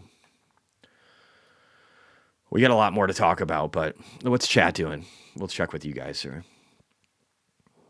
You know what we can do? Hey, let's do this. I don't do this too often, so let's watch FunStrat. Let's talk about everything. So FunStrat offers a whole bunch, guys. I'm going to put a referral link down below in a second. Actually, maybe I'll do it here. I show you guys everything. It doesn't matter. Let me see. I'm trying to click on it. I don't know if it's doing anything. Oh, there we go. So I'm supposed to pay $249 a month. That's what I signed up for. But because of you guys and getting 100% discount, and you guys can get this. This is accessible. If you get one person you refer to and you're on this $250 a month plan, and they become active, it goes to $212. Two, it goes to $175 a month. If you get 3 referrals, you're paying half to get information from Tom Lee, and I'll show you what that looks like. If you get 4, it's $100. You're paying 33% of the price. If it's 5, it's $63. If you get 7 referrals, it's free. I have 50. I am way beyond that. I still refer this. Why do I do that? It doesn't even make sense. I get nothing out of it. This is it. You can use my referral link to sign up. I think it's well worth it, and I'm going to show you guys why. And I feel like me going in here and showing you why is enough to be able to show you a video that you have not paid for. That's how I justify it. Mark Newton, one of the most brilliant technical people out there, made a 6-minute and 47-minute video, or 6-minute and 47-second video at 8:30 last night to let you know the technicals of how the week is going to go. This morning at 6:30 a.m., we got FS Insights letting you know what the earnings look like, letting you know that 49% of companies have beat, and they beat by an average of 5%. Of the 27 missing, those are missing by a median of negative 3%. So it's gotten a little worse than it was the other day, but you get stuff like this. And then you get a video from Tom Lee this morning at 7:45 a.m. that I haven't even watched yet. So let's see what he has to say, guys. Let's see what he has to say. Good evening, FS Insight family and community. Today is Tuesday, April 22nd, and this is our Macro Minute. Tomorrow is a relatively important... This is probably one of the best things you can follow. If you spend 15 minutes a day listening to FunStrat, and listening to Mark and listening to the other wonderful people that are a part of this, they literally, and again, you don't even need to do the crypto part. If you just do this part, for a lot less, it's so worth it. If you can afford it, as Bitcoin hits 94,000, this will give you an edge on a day where I might not be available. But let's watch this. And I'm referring to see Wednesday, what you're missing. Because we get some economic data, but I think the highlight is going to be Treasury Secretary Bessent speaking at the IIF. Yes, 10 o'clock today. In addition to that, we do get some global PMIs from S&P. This is different than the ISM. We get March new home sales, and we get the April Fed Reserve beige book. So there's a lot to watch, but I think markets are mostly going to be focused on his Treasury Secretary Bessent's speech and comments at 10 a.m. I got to stop this real quick. John Kirby said, I sold my house last year to buy Bitcoin. That's brilliant. Sawyer said, only 4% of the world's population hodls Bitcoin while 70% use the mobile phone. These are we're so early, guys. There's so much money that's going to be made. So much money.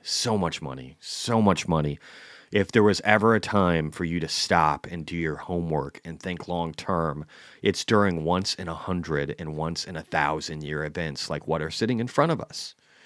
We're lucky to be here, guys. It looks like Bessent is 9 our time. Well, fuck, I guess I know what we're doing this morning. So, guys, in 43 minutes, Scott Bessent is going to be talking, and I guess we got to stick it out for that. I might have to get some coffee. I want to watch this, and then I'm going to jump over to CNBC while I get some coffee. Today's going to be a good day, guys. Victor, it's amazing how sentiment can change so fast. 2 weeks ago, I was fed up. Right now, I'm nervous as fuck. My worst days emotionally are when I'm making a lot of money. It's contrary to other people. I get most excited when the world is falling apart. Maybe some of you guys that have been here a while understand that, because all I see are sales on my favorite things. And so no matter how deep that sale might go, I try and figure out how I can capitalize off of it. And there's going to be a lot of capitalizing happening.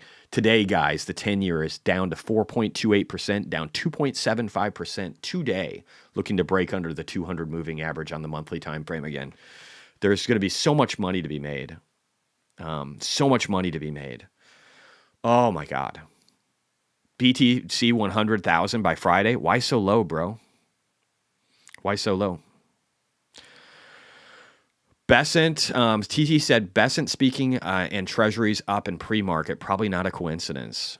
Yeah, probably not. We know they telegraph to a lot of people, right? Why shouldn't your friends benefit from the greatest golden age in humanity? Why shouldn't they benefit? Fuck yeah. Silas, why shouldn't the haters get hurt? And why shouldn't the people who stick with you benefit? Might break a few laws. Fuck it. Silas, yesterday I had read a comment saying he had no debt and some savings, so finances were set. Savings, that's funny, that's cute. Connor H1, I'm close to selling my personal home and rent a house for this. Fuck. If you don't do that, we're doing the parabolic phase of this cycle. You got a short window, but when we go into the next bear, if you don't do that, you're going to be looking pretty stupid. So yes, like that's something where if you can sell the house at a peak and then buy the dip at the bottom, maybe a year from now, or I don't know, or get in earlier than that if you can, and be smart on your timing, you'll be living a good life, and everybody will be calling you lucky for the next fucking 10 years as you get richer and richer. Silas, saving fiat in a bank account won't cut it. No, it doesn't. Even though I think we're going to get better, the U.S. is going to be the beacon at the top of the hill. But still, why hold fiat? Fiat is for fools.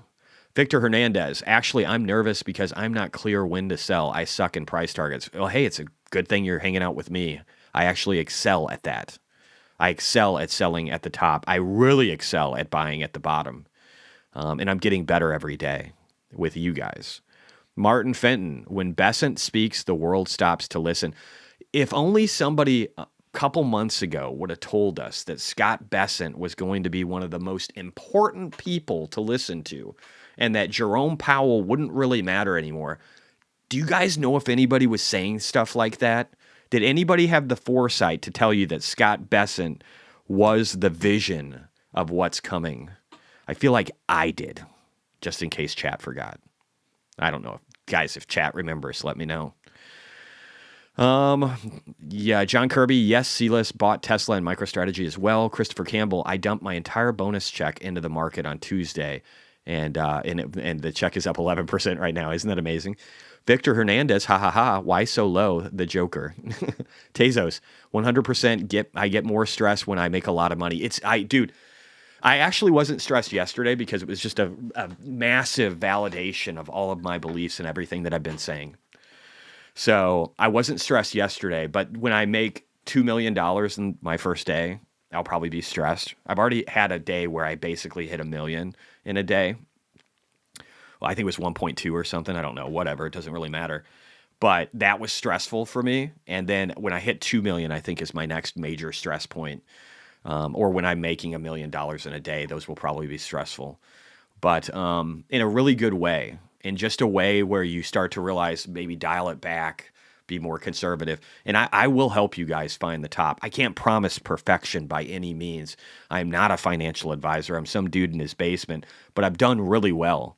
I think today I'll be over 3.5 million again. And again, I was at negative 46,000 and taking out credit card debt in 2019. And then I retired in 2020 at the start of a pandemic. I feel like if I can do it, you can do it. Anyway, I try to get caught up with chat, but there's just too much. So Jason said, I took 10,000 out of HELOC to get a piece of the dip. Wish I would have done more. Taking out debt at the right time is good. Just make sure you get out. make sure you get out and you're not too greedy so that you can repay the debt. I personally prefer taking out debt when Bitcoin is at 15,000, when Bitcoin is at 3,000, when Bitcoin is sub 1,000, when there are these key moments where you knew the future was coming and you could take out like a 21-month, 18-month, 0% offer where you pay 2 to 3% in interest for a year APR to take out debt where you know it's going to be 10x that or 20, 30x that. But again, just make sure you're wise and you're smart. TT, let's see here. Ethan, John Mahoney. Oh, hey, Chris, my buddy Chris. What's up, dude? Caught it live and on it on a good day. Yes, you are, sir. John Mahoney, I'd sell a kidney for some BTC proxies if I could get a buyer by Friday. Isn't it amazing how sentiment changes? People all of a sudden love proxies when they're up 20%. CleanSpark right now up almost 23% in 24 hours. Ethan, debating buying more minor calls, but just feels like a horrible time now. I had minor calls that went up. Guys, yesterday, I would agree. I think maybe you wait for a retrace. I don't know, man. You should have been buying on the way down. If you look over here, my Mara calls, guys, yesterday, these Mara positions right here went up 50 fucking % in a day. When this went up like 10 or 11, what did Mara go up yesterday? Mara ended up 14.4%. So it was good, but these went up over 50 fucking % yesterday. So yes, that's a good point. I feel like it's a little dangerous, right? Maybe if they retrace, you look at them. Maybe you buy one and then just track the price. But don't go balls deep on calls when they went up 50 fucking % in a day. Fart coin up 10%. Fart coin. Yeah, let's look at these shit coins. Literally, guys, Fart coin is the shittiest of shit coins. It's in the name. And this month, it's made 117%. I tell you what, though, I much prefer with my MSTX the 110% I've made from that, looking at Bitcoin as the holding, than I would Fart coin.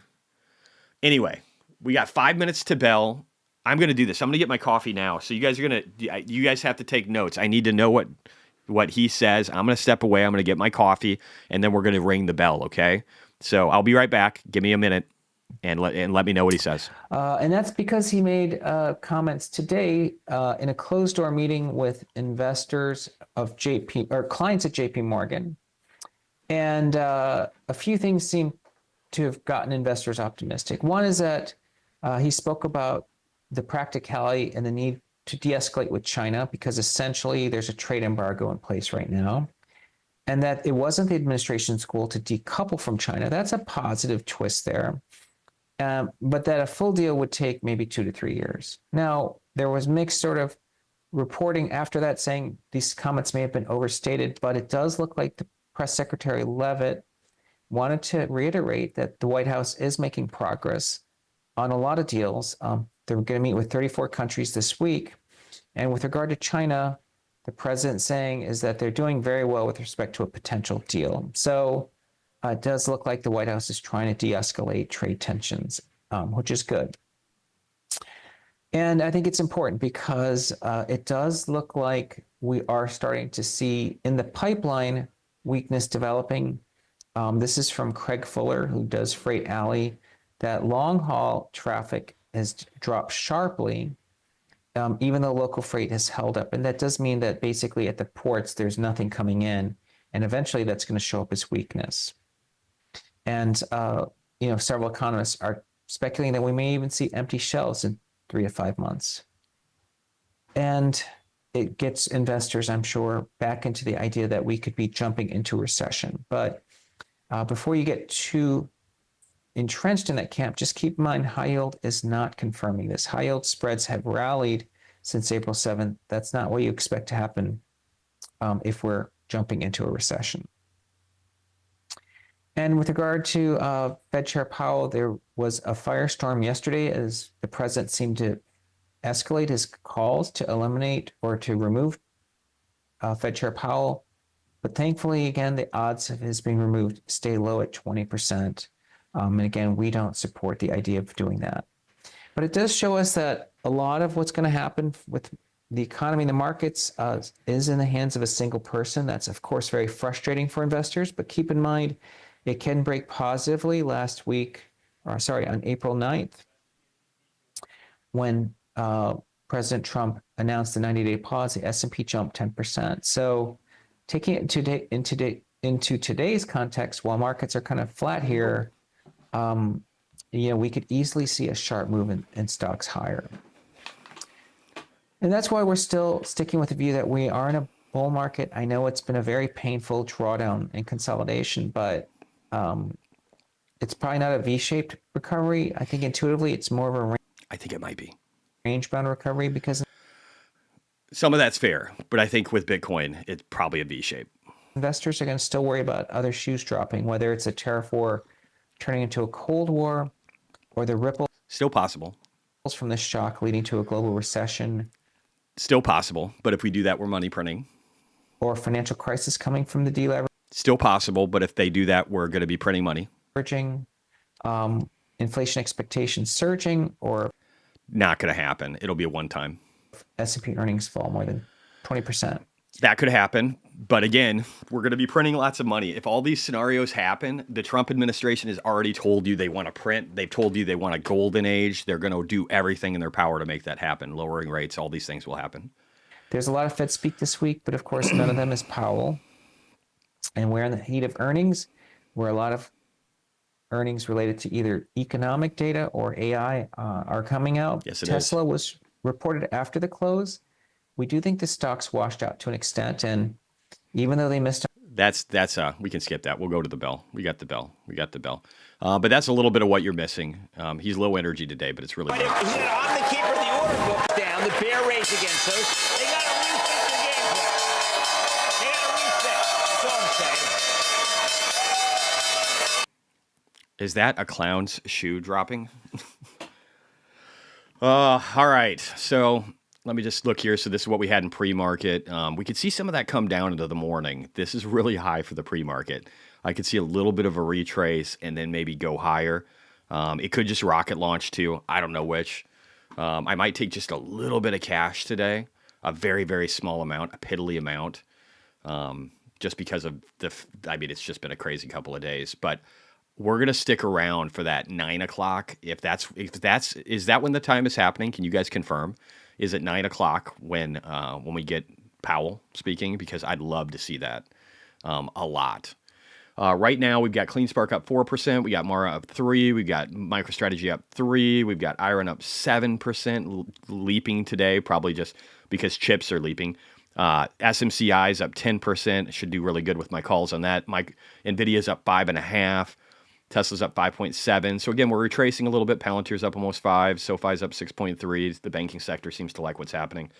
What's ARKG doing? ARKG's up almost 6%. Besant speaking, not Powell. Oh, sorry, yeah. What time is it, though? What time is Besant speaking? Is it 9? Because we'll watch that together if that's the case. I got to change some of my alerts. I got some alerts that were passing. It's been so long since we passed an upside alert. So I've got to readjust them. Shit is changing, man. All right, let me bring this back down so I can see. All right. Boy, chat's blowing up today. Yeah, so look here. You can see how we're starting to get a little bit of red. That is all good. I must have refreshed. Let me do this again. Might have to. Yeah, no. Yeah, it hasn't totally refreshed here. FOMO folks from last week are probably rushing in. They'll rush in. We'll probably bring the price down a little bit, and then we'll go up. What do I think Tesla can be at the end of the year? I'd be surprised if it's not 600 to 900. Kumar, I'd be surprised. Jesse is wise, but still talks about finance and CST time. Yeah, dude, that's fine. I'm biased. That's my time zone.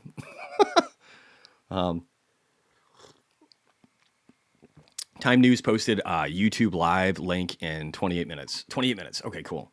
Let me get over here. Oh, this video, guys. This video. You got to watch this video. It is so good. I'm sure that CNBC I'm going to probably pull this down into my corner here. I'm sure they're going to be showing it too, so I'm just going to update my live stream real quick so I can keep an eye on it. RG's doing well. Yeah, it's doing all right. It's doing all right. So we'll get to Besant once he comes out. Let's see if we had any economic data that I care about going on around the world here. 94,200. Still seeing a lot of strength in Bitcoin, guys. Somebody, JT said, I still have June 2026, 330 Tesla calls. 6 to 900 would be an insane return for me. Awesome. Just remember, once you get over the strike, your upside starts to get reduced. So that's something where you might want to jump out of those, maybe, and jump in TSLL. You still have upside, but there's a difference between the extrinsic and intrinsic values that you can get that are a multiplier of each other based on the time and the price movement and just the risk to reward. It changes a lot. DC 2023, is it still worth holding TSLL till year end? I think so. I'm going to be holding it for a while, probably. I mean, I might sell when I think we peaked out, but there's a lot of opportunity there, in my opinion. And we do appear to be retracing a little bit in the market. Let me just go over here again real quick and look at the heat map. Is this refreshing at all? I've got it stuck in pre-market. I'm retarded. Changed by day. Here we go. So again, you can see how things are starting to come down. You're seeing a little more red in energy and minerals, consumer non-durables, communications, distribution services, some smaller finance. So you're seeing a few things get washed out a little bit. Agree, Jesse. Learned a lot from you. Awesome, man. I'm glad I can help in any way. I've learned a lot from you guys. We're teaching each other. It's awesome. Victor said, Palantir flirting with 100. Yeah, it's just Palantir just doesn't have as much upside as the other stuff. The Bitcoin-related investments are going to do so well. It's really hard to compare. Oil's down today. We're down 0.72%, sitting at $63. Gold is down 2.3%, sitting at $3,300. I called the top almost perfectly to the day on that one. The dollar is at 99, down 0.48%. It's trying to find some support. It's beautiful, breaking down just the way we want it to. The S&P is up today. The NASDAQ is up today. The Russell is up today by a lot, just about as much as it was yesterday. Hood. What about Hood? Jesse Hood chart. I can pull up Hood. I don't have, for some reason, I closed out of Hood a while ago, so I don't have it in front of me, but let me just open it up again because I do want to keep track of that one. Don't know why I closed it. Let's jump over here. So Hood. Hood's up to some good. Oh, wait, that's not Hood. It says Hood. That's Riot. Ah, there you go. The beautiful bounce. This one was really oversold. I said that this one could spike really hard, too. We got close to the .618 down here. And then we went quite a bit higher. So we can get much higher on this. Much higher. I think we can get anywhere between 87 and 100 plus this year on Hood. And it's already went up so much. Again, I made so much money off of this. If you look down over here, since November of 2023, what has the total return been on this thing from where it was at with the peak? 1,600%. So very good. Very Palantir-esque. Adam, Jesse, I went with Mara Strike 50s for December. Do you think it could reach that? 50 is a high fucking number. Could it reach it? Yeah, I do. I do. I think it can go to 80. So let me just zoom back here. I got to readjust some of this because it's moved so quickly. So I actually think it can go to 80.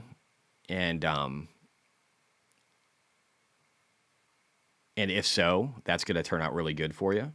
I believe right up here, actually, like 84-ish, right around there. This golden retracement zone. I think this is probably the top.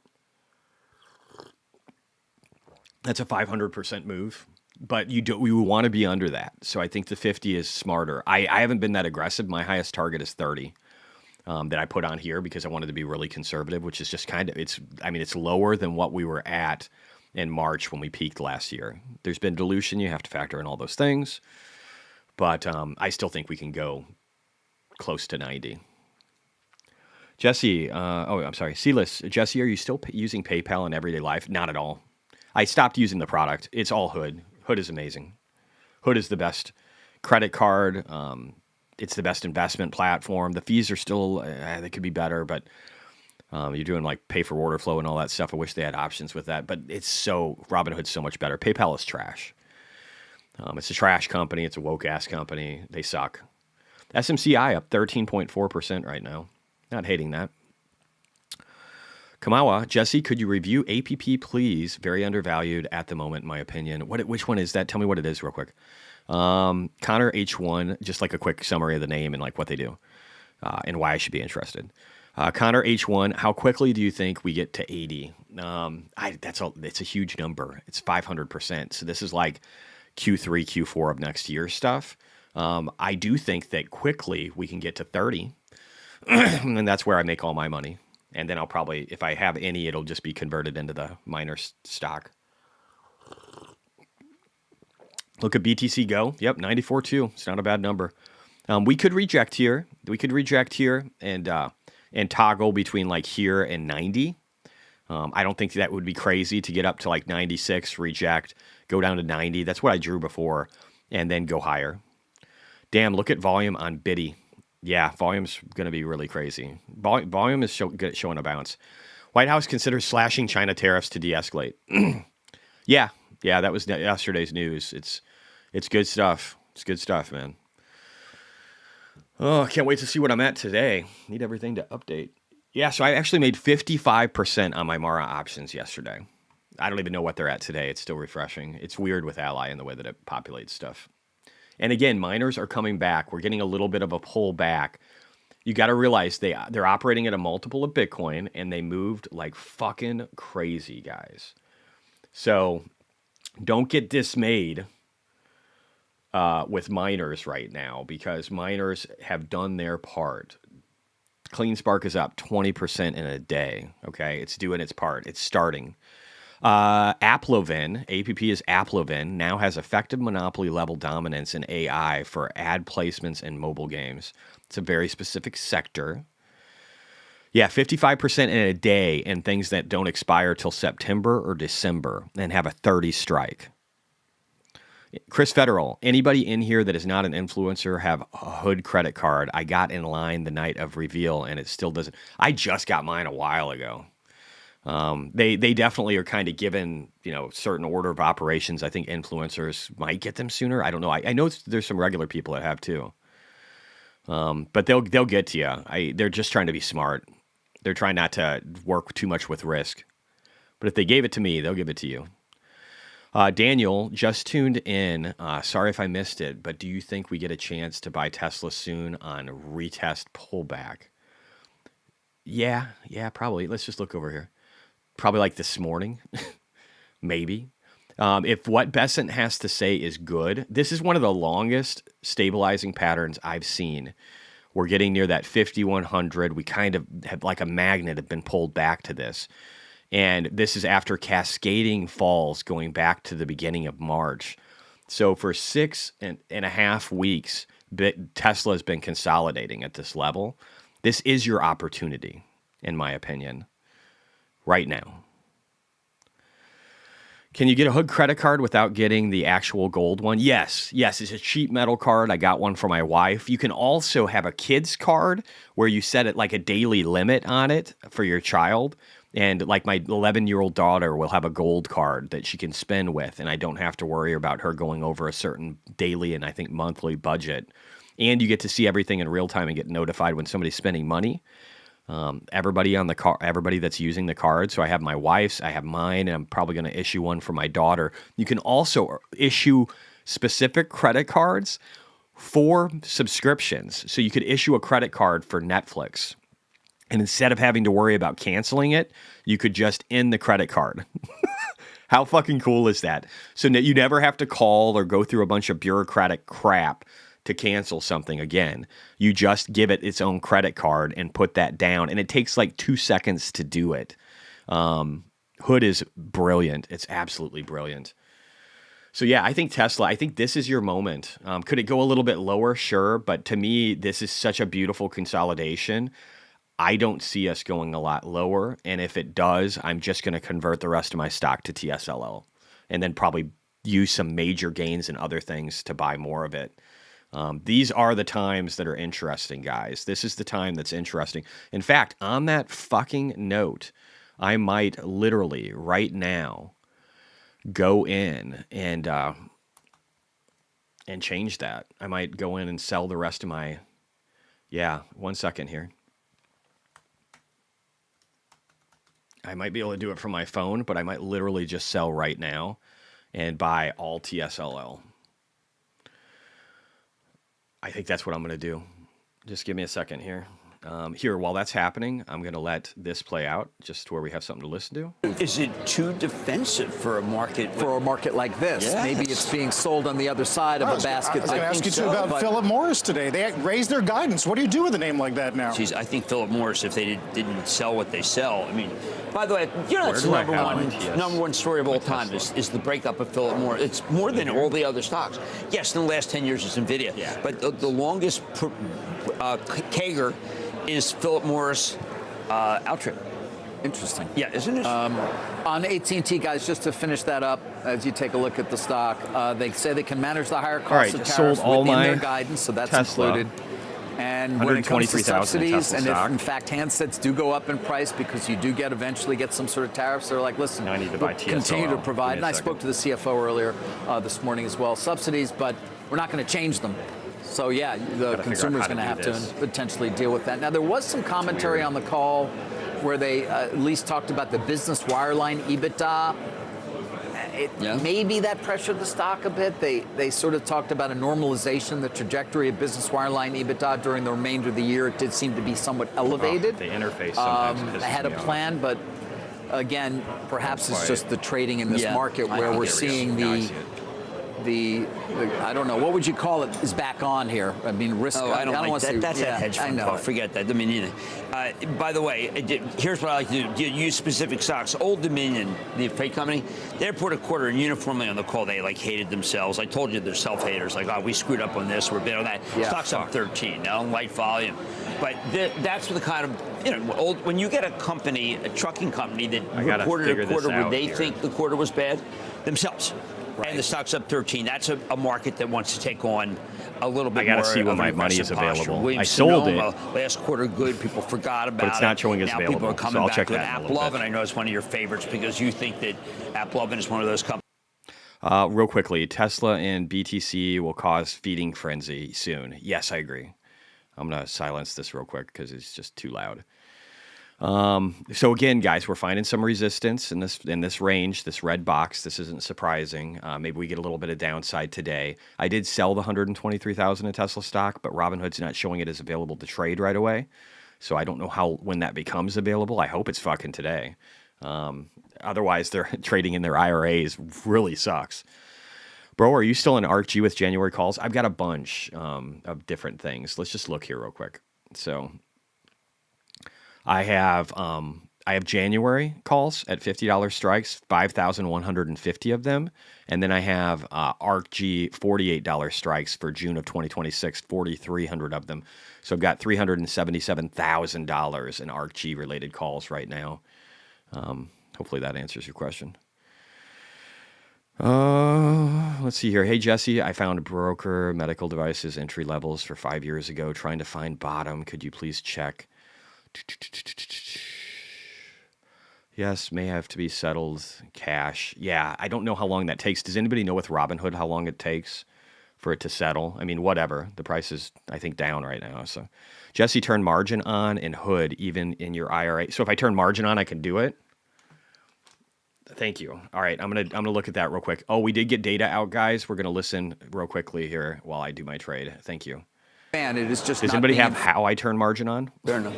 All right. Meantime, we'll get some data today. We'll get new home sales at the top of the hour. Ooh. First, though, some PMIs after we got Europe's earlier this morning. Let's get to Rick Santelli. Hey, Rick. Yes, Carl, indeed. These are S&P Global preliminary April PMIs, and they encompass, of course, the service sector as well as manufacturing. 49 expected on manufacturing. It pops above 50, 50.7, the best since February, and that now means 4 positives above 50 in expansion mode in a row. Now let's look at services. And both services and the composite, I want to point out, have had 26 consecutive reads above 50. Let's make it 27. 51.4, and that is the second lowest of the 4 in a row, but it's still 4 in a row this year above 50, 27 in a row all told above 50. And when we look at the composite, as I said, the 27th consecutive expansion at 51.2. It's a little light, just like the services was a little light to expectations, and those two are a little light in terms of sequential, but they still are pretty good reads. You're looking at interest rates on the long end and the short end moving up a bit. Maybe the most notable feature with interest rates today is what we call a bull flattening, meaning interest rates are going down, the price of treasuries across the whole curve pretty much is going up, but yet we're seeing flattening because long rates are dropping more significantly, and that is something to pay attention to. Squawk on the street will return. I just set up margin right now, I think, but I don't know if it actually went through. After a short break.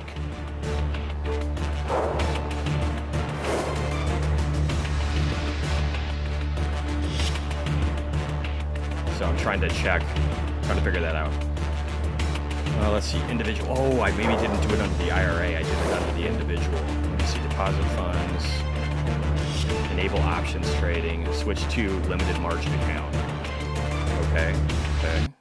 Ooh, maybe I got it now. Thank you, guys.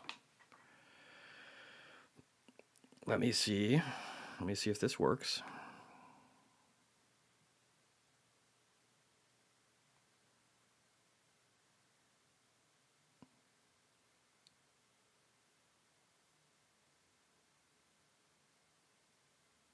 Boom. You guys are awesome. Number of shares. I don't want to do number of shares. I want to do, let's see, 10,000. Nope. All right, 17,000. 134,000. Nope. 16,000. Nope. 15,500. No, close. Sorry. 750. 124,789. I know.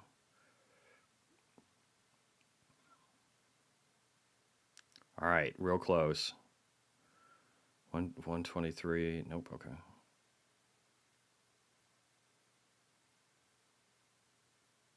I'm almost there.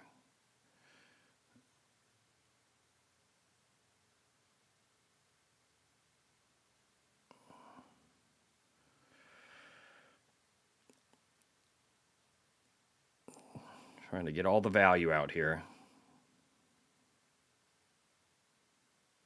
All right, there we go. Whatever. Swipe up. Sending order. Boom. Done. So I just bought. Actually, the delay in timing made this even better. So, that actually made this even better.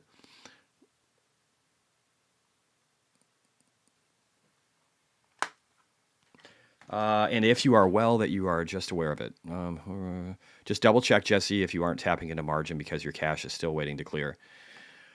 Probably am.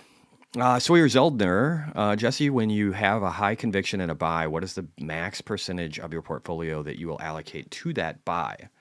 I mean, right now I'm like 75%, 80% into Bitcoin-related investments. So that's pretty high conviction, but that changes over time with different things, but it's pretty high conviction. Let's look real quickly. So let's just look at that global data that we got from earlier here with Rick. And let me do this. I don't know if I have this muted. I want to make sure I do. Yep. Okay, cool. And then this one down below here, let me make sure I'm live on that. There we go. Okay, cool.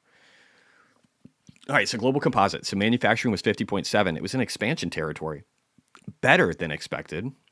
I don't know what we got from Rick, but that was great. So global PMI manufacturing was better than the 49.1 and the 49.5. We got a 50.2, which is wonderful. The services was 54.4. This is from April. That's fucking insane. And that's a 52.5 consensus and forecast of 52. We beat that. And then the composite was 53.5. Let me see what we had. These are all fucking great. 51. So we're in expansion territory in April for the PMI, for the S&P Global. That's fucking crazy.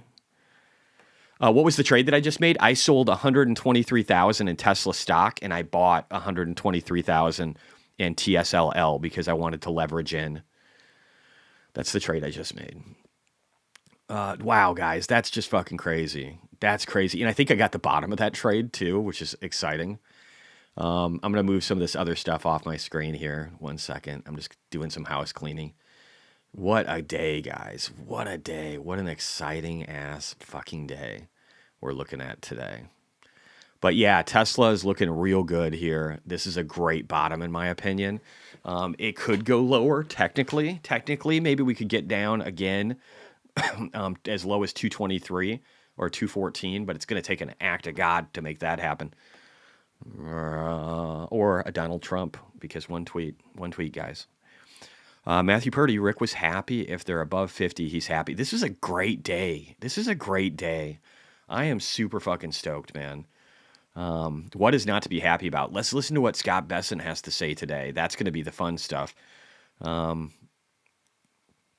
Washington officials on reports U.S. considering unilaterally would be a part of negotiations. I don't know what that means. Let's go back here. I kind of want to hear that. I hate this guy. He's a fucking douchebag, but I want to hear what he's saying. Javers obviously is with us. Let's get to. I'm doing. Look at that. See, can't hear. Eamon, have we confirmed anything we're hearing from the Journal in terms of their reporting on these potential lower tariffs on China? Yeah, David. Just one note of clarity here on this Wall Street Journal report that you guys have just been talking. What's my total position for TSLL after making this buy? I've got more Tesla and another thing. So for TSLL, it's about $320,000 maybe. And then I've got more Tesla in other accounts. So talking about it, yeah, bond yields are still dropping. They look good, under 4.3 for the 10-year. Spoke to a White House official in the West Wing who said that he would not expect the United States to do anything here unilaterally. That is, anything that the White House does in terms of ratcheting down these China tariffs would have to come as part of a negotiation with the Chinese. So this is clarification that it's not a free ride. Who could have told you that? So maybe this brings things down. This could. But the PMI data was amazing. So people are idiots if they're selling now. So that's the point that they're emphasizing here this morning on this Wall Street Journal reporting. They're not confirming the reporting itself. They're just... You could have just listened to fucking Trump yesterday and gotten that. I don't understand why people just look at fucking little quotes and don't actually try and find the videos. Saying that if they are to make a move to bring those tariffs way back, they would do that in concert with the Chinese as some sort of negotiation. No indication that Hood up negotiation is going on now, though. So that's something to note. And just they're meeting with Xi in May. Fuck. Yesterday, I was in the Oval Office and I had the chance to ask President Trump about the tariffs. And I asked him if he agreed with Treasury Secretary Bessent, who said that the tariffs at this high level basically amount to a trade embargo with China. Yes. The president said, yes, he does agree with that, and also said that ultimately he believes that this tariff level is too high. They will come down. I asked the president, what level would the Chinese tariffs come down to? And he said, not zero, somewhere north of zero.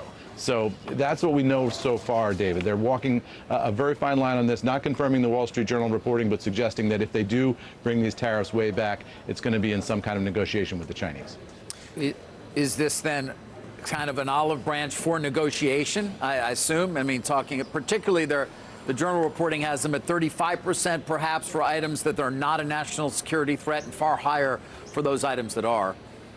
Yeah, I mean, I think you could read it that way. And it's clear that the White House has been sending signals all week that they want trade negotiations to get underway with the Chinese. The White House Press Secretary Caroline Leavitt saying yesterday in a briefing that the stage is set now for negotiations. The ball is rolling in the right direction for negotiations, but we haven't seen any actual evidence that there are any actual negotiations going on behind the scenes or on camera. So I think the key is, do the Chinese want to engage here, and at what point do they get in, or do the Chinese look at this and say, you know, the Americans are in a tight spot here. We're going to let these tariffs kick in and let the American public feel some pain before we agree to engage in negotiations, because that will give us the most leverage. Both sides here obviously looking for the most leverage they can. My portfolio allocation right now is about 10% for TSLL. It's about 10%. So yeah, somewhere around that. So yeah, it's a decent amount. It's a decent amount. I want more. I want a lot more Tesla.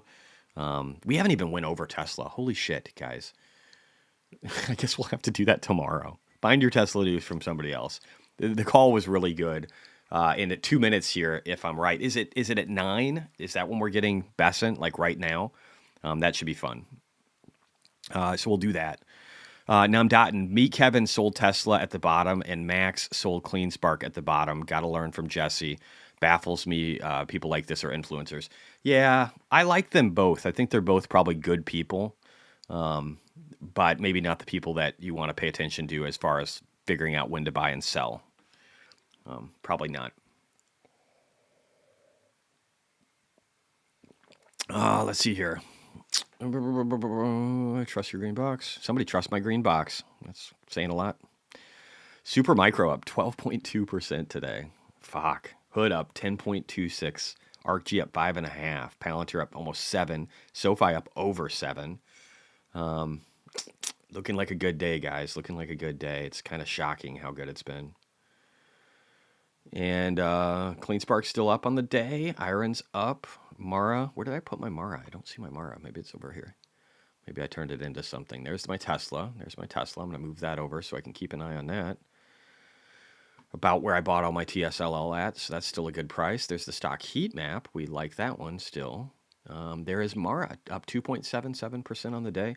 After such a great day yesterday, I still think we could have just a crazy day today. I know that sounds nuts, but I think it's possible. I think you need to be mentally prepared for it.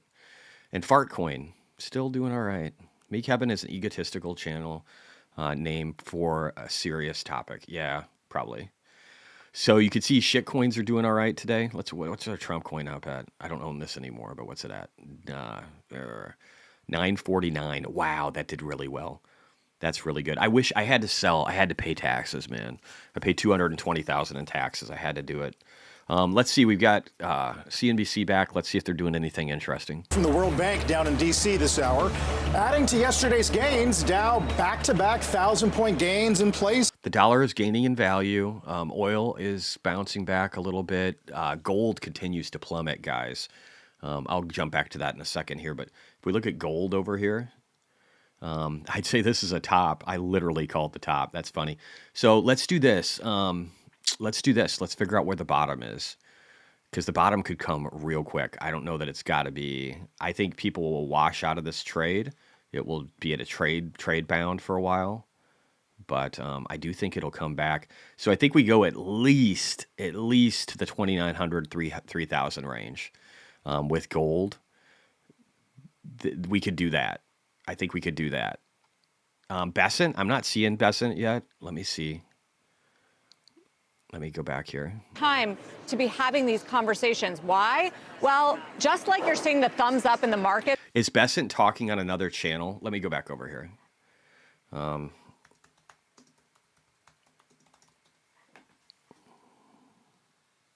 Oh, they're not even playing him? What the fuck? How retarded are they?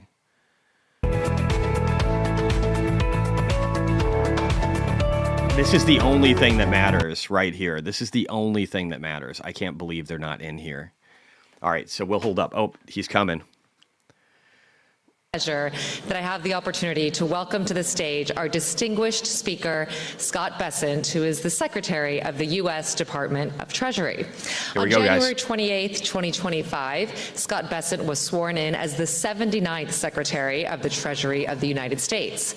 As Secretary, Mr. Bessent is responsible for the U.S. Treasury's wide-ranging mission to maintain a strong economy, foster economic growth, and create job opportunities for all Americans by promoting the conditions that enable prosperity at home and abroad, as well as managing the U.S. government's finances. He is also responsible for strengthening U.S. national security by combating economic threats and protecting the This is going to be amazing.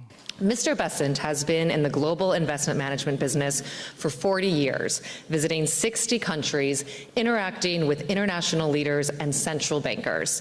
He is regarded as a currency and fixed income specialist. Mr. Bessent is also a frequent contributor to economic journals and business publications.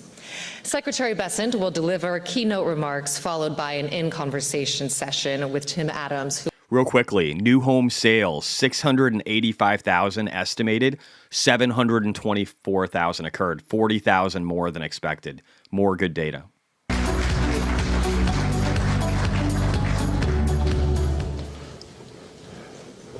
Good, and thank you. Excuse me. Good, and thank you for that kind introduction. It's an honor to be here. In the final months of World War II, Western leaders convened the greatest economic minds of their generation. Their task, to build a new financial system. At a quiet resort high up in the mountains of New Hampshire, they laid the foundation for Pax Americana. The architects of Bretton Woods recognized that a global economy required global coordination. To encourage that coordination, they created the IMF and the World Bank. These twin institutions were born after a period of intense geopolitical and economic volatility. The purpose of the IMF and the World Bank was to better align national interests with international order, thereby bringing stability to an unstable world. In short, their purpose was to restore and preserve balance. This remains the purpose of the Bretton Woods institutions. Yet everywhere we look across the international system today, we see imbalance. The good news, it doesn't have to be this way. My goal this morning is to... This is the message. This is to China, guys. This is our salvo. Outline a blueprint to restore equilibrium to the global financial system and the institutions designed to uphold it. I have spent the bulk of my... How is CNBC not talking about this right now? Why is this not exactly what they're on? This is a 100+ year event right here. Career from the outside looking in on financial policy circles. Now I am on the inside looking out. I am eager to work with each of you to restore order to the international system. To achieve this, however, we must first reconstruct the IMF and World Bank reconnect the IMF and the World Bank with their founding missions. The IMF and World Bank have enduring value. Reconstruct was snafu, but I think that's what they're talking about. But mission creep has knocked these institutions off course. We must enact key reforms to ensure the Bretton Woods institutions are serving their stakeholders, not the other way around. Wow. Bringing balance back to global finance will require clear-eyed leadership from the IMF and World Bank. This morning, I will explain how they can provide that leadership to build safer, stronger, and more prosperous economies all around the world. I wish to invite my international counterparts to join us in working toward these goals. Oh my God. On this point, Mar-a-Lago I wish Accord. to be clear. America first does not mean America alone. To the contrary, it is a call for deeper collaboration and mutual respect among trade partners. Far from stepping back, America First seeks to expand U.S. leadership in international institutions like the IMF and the World Bank. By embracing a stronger leadership role, America First seeks to restore fairness to the international economic system. Nowhere is the imbalance I mentioned earlier more obvious than in the world of trade. That's why the United States is taking action now to rebalance global commerce. For decades, successive administrations relied on faulty assumptions that our trading partners would implement. This is literally our way of being diplomatic with China to let them know that we're here to restructure trade for the entire world to make it more fair and prosperous for everyone, and to reduce the chance of bubbles and all the craziness, all the endless money printing. This is fucking amazing. America first does not mean America alone. That is the phrase. That is it right here. Policies that would drive a balanced global economy.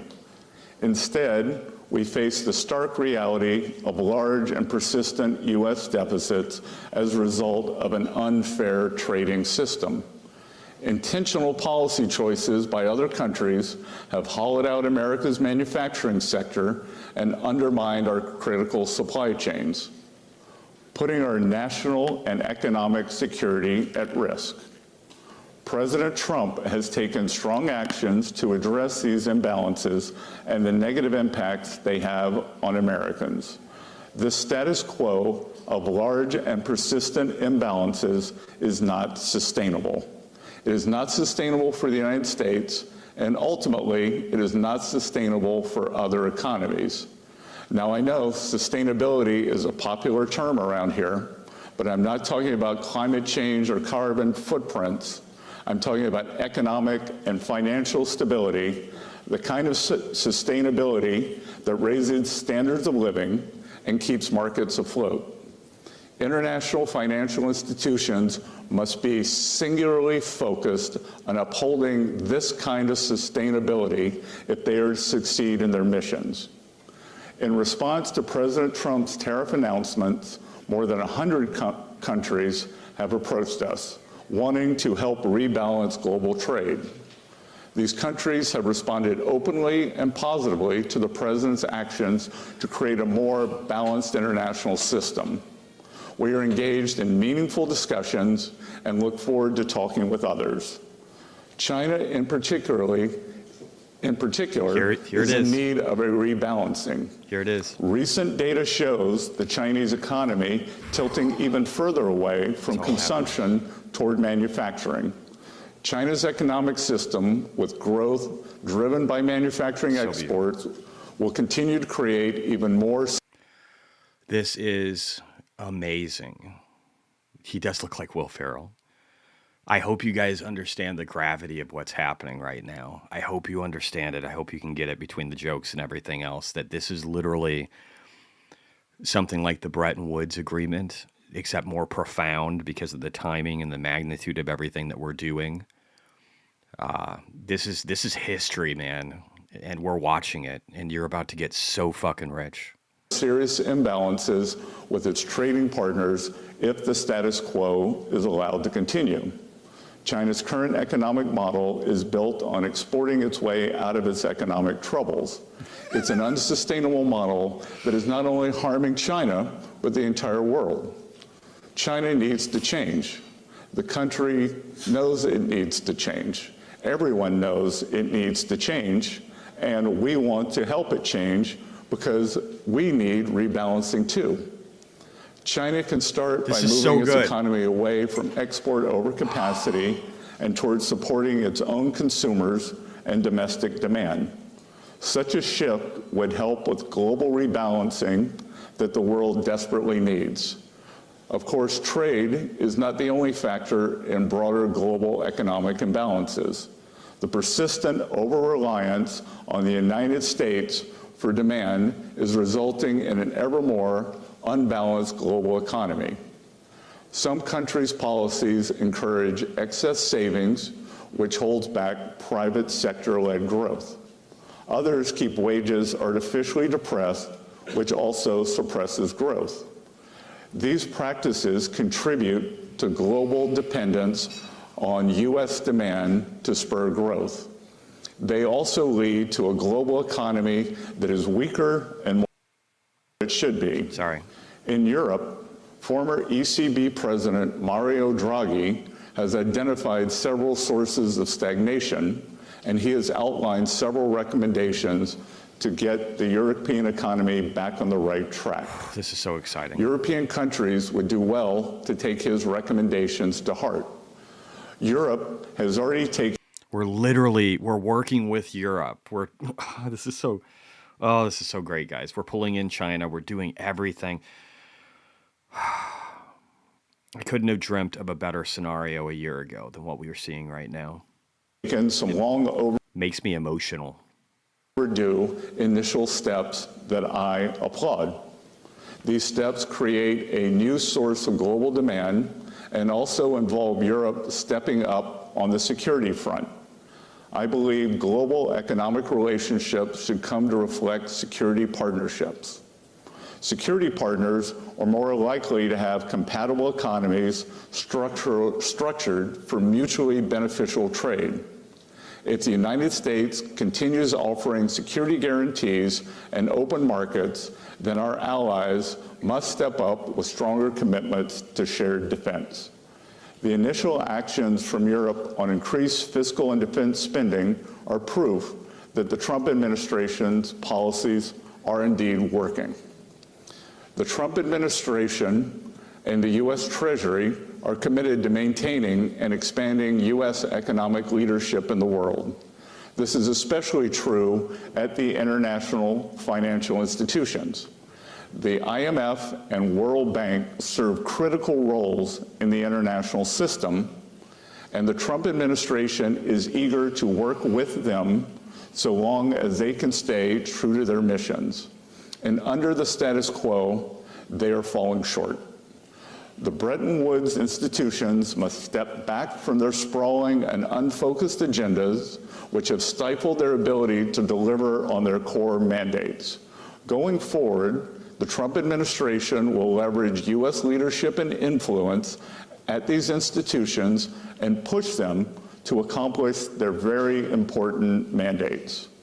The United States will also demand that the management and staffs of these institutions be accountable for demonstrating real progress. I invite all of you to join us in working to refocus these institutions on their core missions. It is in our collective interest to do so. The IMF. First, we must make the IMF again. The IMF's mission is to promote international monetary cooperation, facilitate the balanced growth of international trade, encourage economic growth, and discourage harmful policies like competitive exchange rate depreciation. These are crucially important functions to support the U.S. and global economies. Instead, the IMF has suffered from mission creep. The IMF was once unwavering in its mission of promoting global monetary cooperation and financial stability. Now it devotes disproportionate time and resources to work on climate change, gender, and social issues.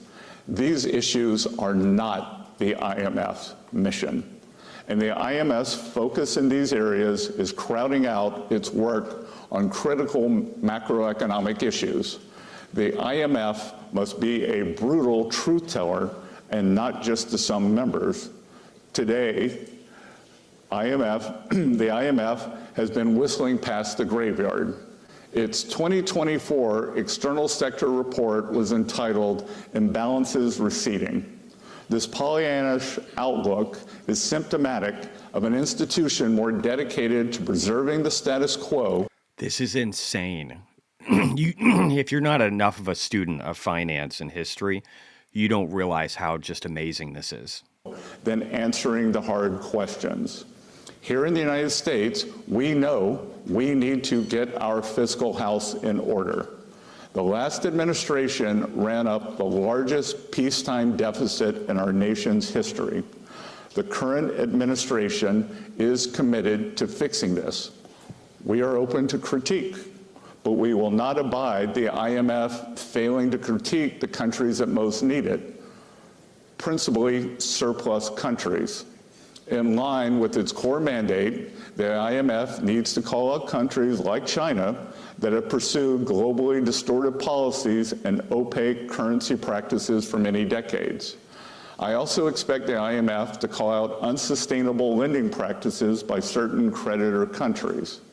The IMF should push more proactively official bilateral lenders to come to the table early to work with borrower countries to minimize periods of debt distress.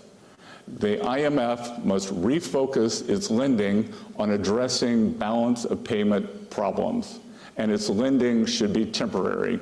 Wow. When done responsibly, IMF lending is at the very core of its contribution to the global economy. When markets fail, the IMF steps in and makes resources available. In exchange, countries implement economic reforms to resolve their balance of payments issues and support economic growth. The reforms undertaken during these programs are some of the IMF's most important contributions to a strong, sustainable, and balanced global economy. Argentina is a fitting example. I was in Argentina earlier this month to demonstrate the United States support for the IMF efforts to help the country reset financially. Argentina deserves the IMF support because the country is making real progress toward meeting financial benchmarks. But not every country is so deserving. The IMF must hold countries accountable for implementing economic reforms, and sometimes the IMF needs to say no. The organization has no obligation to lend to countries that fail to implement reforms. Economic stability and growth should be the markers of the IMF's success, not how much money the institution lends out. World Bank. Like the IMF, the World Bank must be made fit for purpose again. The World Bank Group helps developing countries grow their economies, reduce poverty, increase private investment support, private sector job creation, and reduce dependence on foreign aid. It offers transparent and affordable long-term financing for countries to invest in their own development priorities. The bank, along with the fund, provides extensive technical support to promote debt sustainability among low-income countries, which empowers those countries to stand up to coercive and opaque lending terms from other creditors. These core functions of the World Bank complement the Trump administration's efforts to foster safer, stronger, and more prosperous economies in the United States and the world.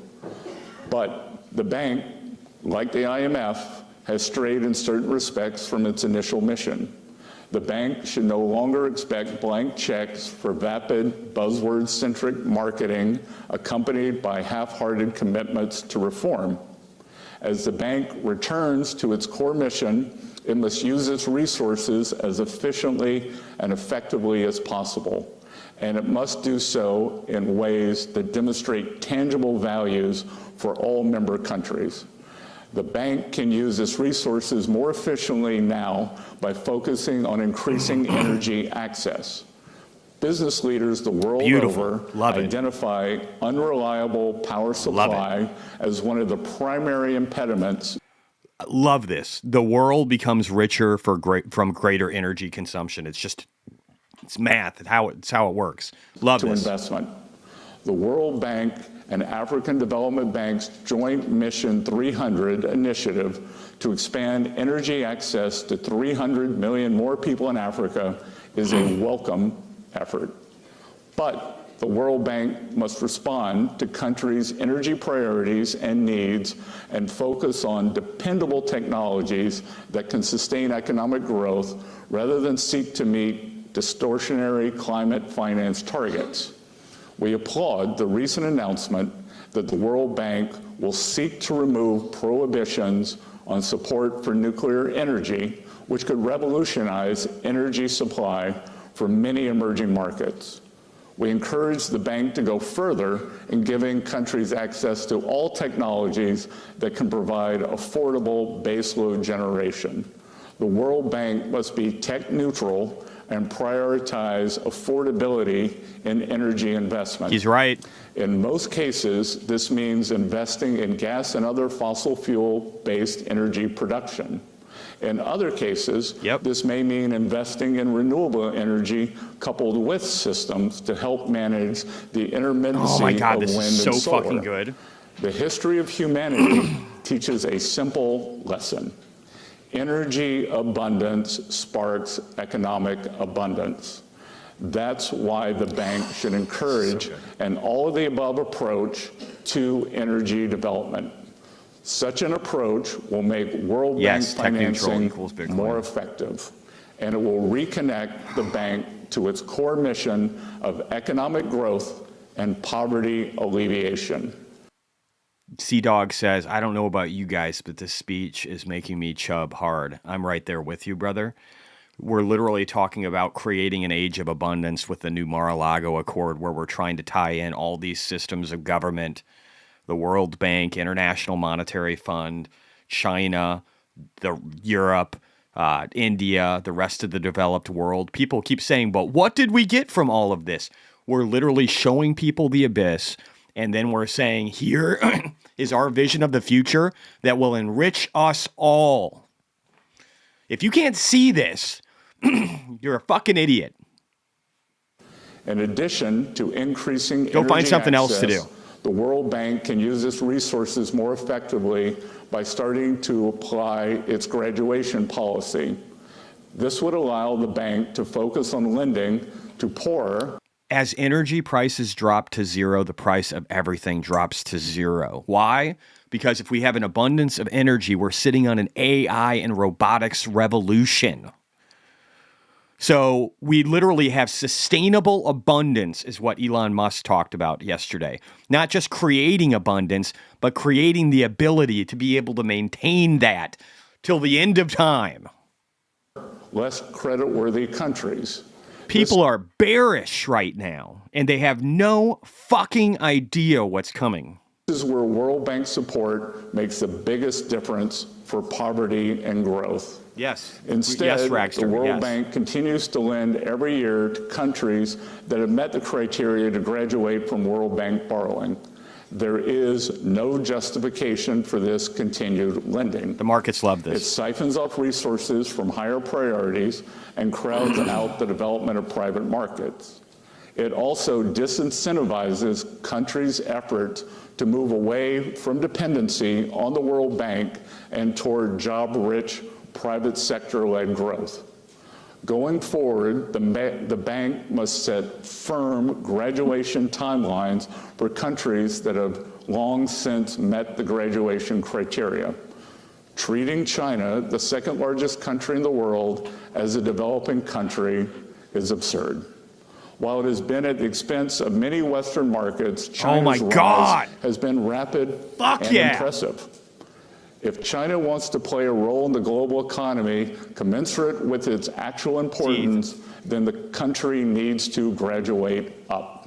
We welcome that. This is great. The World Bank should also implement transparent procurement policies based on best value.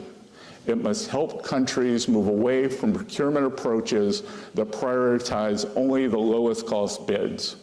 Such procurement policies reward distortive and subsidized industrial policies that undermine development. They may also stifle the private sector and incentivize corruption and collusion and result in greater long-term cost. Procurement policies based on best value are better from both an efficiency and development perspective, and their robust implementation will benefit the bank and its shareholders. Related to this subject, I wish to send a strong, and I emphasize strong, message about procurement policies as regards Ukraine. No one who financed or supplied the Russian war machine will be eligible for funds earmarked for Ukraine's reconstruction. No one. To conclude, I invite our allies to work with us as we rebalance the international financial system, refocus the IMF and World Bank on their founding charters. America First means we are doubling down on our engagement with the international economic system, including at the IMF and the World Bank. A more sustainable economic system will be one that better serves the interests of the United States, and all the other participants in the system. This is blowing my mind. We look forward to working with all of you in this endeavor. Thank you.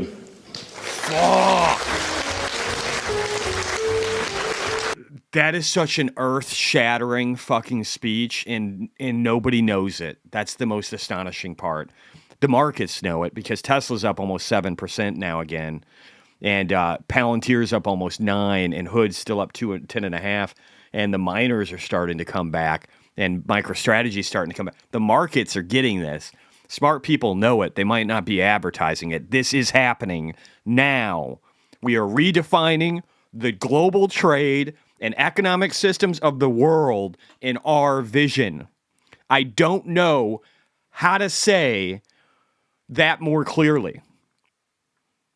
We're changing the world to be what we want it to be, which is a world of abundance and cheap energy, where the world is more balanced, where China has to step back their invasion ambitions, where they're not treated like a country that is an emerging market. Why is China treated like a developing country when it's the second largest on earth economically? Why?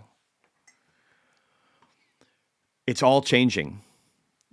I hope you get the gravity. I hope today's video gave the gravity of just how much things are changing. And if you're bearish right now, just go find another fucking hobby. Go find another hobby because you're not good at this. Okay? You just need to try something else. Just give up. Let somebody else manage your fucking money. Okay? I got to go hang out with my wife. I had a great time, guys, for the 1,000+ people that were here today. I had a great time. I hope you did too. We're going to make a lot of money together. Today's kind of a shitty day for me. I made $600K yesterday. I'm only up like $250,000 to $300,000 today. So I would just ask that you guys pray for me, that everything will be okay. Outside of that, let's go out on a good note today. Let's remember just how happy we are about all of this. And let's drill, baby, drill. And let's put capitalism back from being a cuss word to being something beautiful in its purest of fucking forms. Peace out. Love you guys. Bye. Better need some music.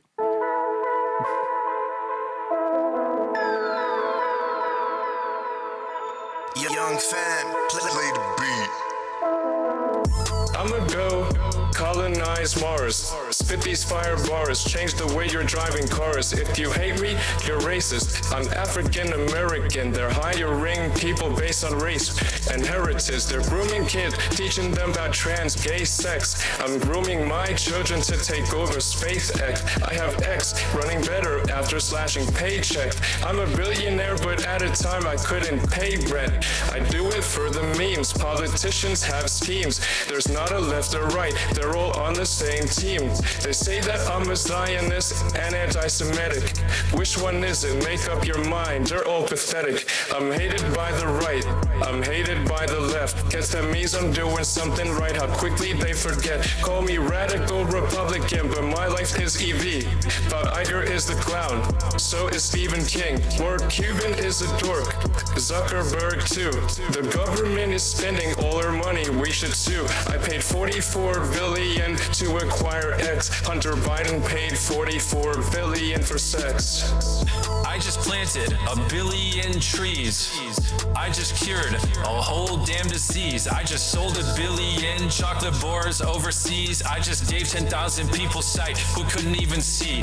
I bought a private island just so I could take a pee. I bought a hotel just so I could go to sleep. I just bought a private jet, got the pilot out of debt. If you're hating on me, well, that's just a normal side effect. I just tipped my waitress and I gave her ass a car. Well, I just ended the Russia and Ukraine war. Oh, hey Trump, it's really nice meeting you.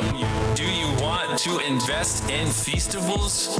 Thank you, Jimmy, for that offer. It's really nice. Maybe we can save America from dying twice. I mean, when you fill your gas up, look at the price. The government is spending too much and it isn't right. When We need a Department of Government Efficiency. They tried to sue me, shoot me, even imprison me. Thank God they can't aim and keep on missing me. P. Diddy supported Kamala, even Hillary. Myself, Elon, Mr. Beast, are going to save the planet. But we'll drill, baby, drill. The left wants to ban it. I believe in climate change. I think it's really real. I just don't believe the fear that they're trying to sell. November 2024, you know who to vote for. Used to be loved by celebs, Oprah, Whoopi Goldberg. Then I ran, everyone turned their back. But like that traitor Arnold, I'll be back. I'll be different. I got love for every nation. I got love for all races. I got love for all religions. Got love for so many places. No love for a politician, a congressman, or a senator. If the country that they put in first ain't the United States of America. No love for these politicians with corporate interests in other countries. Only one that I serve is God. I don't serve man, I don't serve money. No love for the people living in the USA, but always hating it. Got a lot I probably shouldn't say to yo. Matter of fact, I'll just pray on it. I'm pro-life, pro-God, pro-gun, not ashamed of it. Yo, worshiping military, killing babies, mutilating children, yelling Satanists. Supporting the troops in their tour doesn't mean that you're supporting the war. Supporting the freedoms that they fighting for doesn't mean that you're supporting the gore. Supporting the country I live in and loving it doesn't mean blindly supporting the government. The world that we live in is trouble. They turn off the media. We should defund it. Supporting America for other nations does not make me a racist. If you like communism so much, I'll pay for your vacation. America first, the people are hurt. Got vets in the street with nothing to eat and nowhere to work. Sending our dollars overseas and funding these wars. No love for these politicians if they're not America first. America first is countries protect their borders. It's not a controversial subject. I say cause the southern border, it seems to get people upset. I don't care what names you call me, we in $40 trillion of debt. Uncle Sam takes half your money, then you get a little refund check. I am America first. Kamala cares a better purse. I never sell out the people to raise my net worth. The Second Amendment is there to always protect my first. I'm a better rapper than Meg Thee Stallion, and I don't even have to curse. Let's keep the American dream alive and put an end to all the lies. BLM raised billions, and what did they do for black lives? Politicians promise you the whole world, then they backslide. What happened to Hunter's laptop? You know I'm most strapped up. Gun rights are human rights. Feminists been sold a lie. You can mess around and find out. Play stupid games, win a stupid prize. God bless the whole USA, even the ones you hate me. Still fighting for you today, and no globalist paid me. America first, the people are hurt. Got vets in the street with nothing to eat and nowhere to work. Sending our dollars overseas and funding these wars. No love for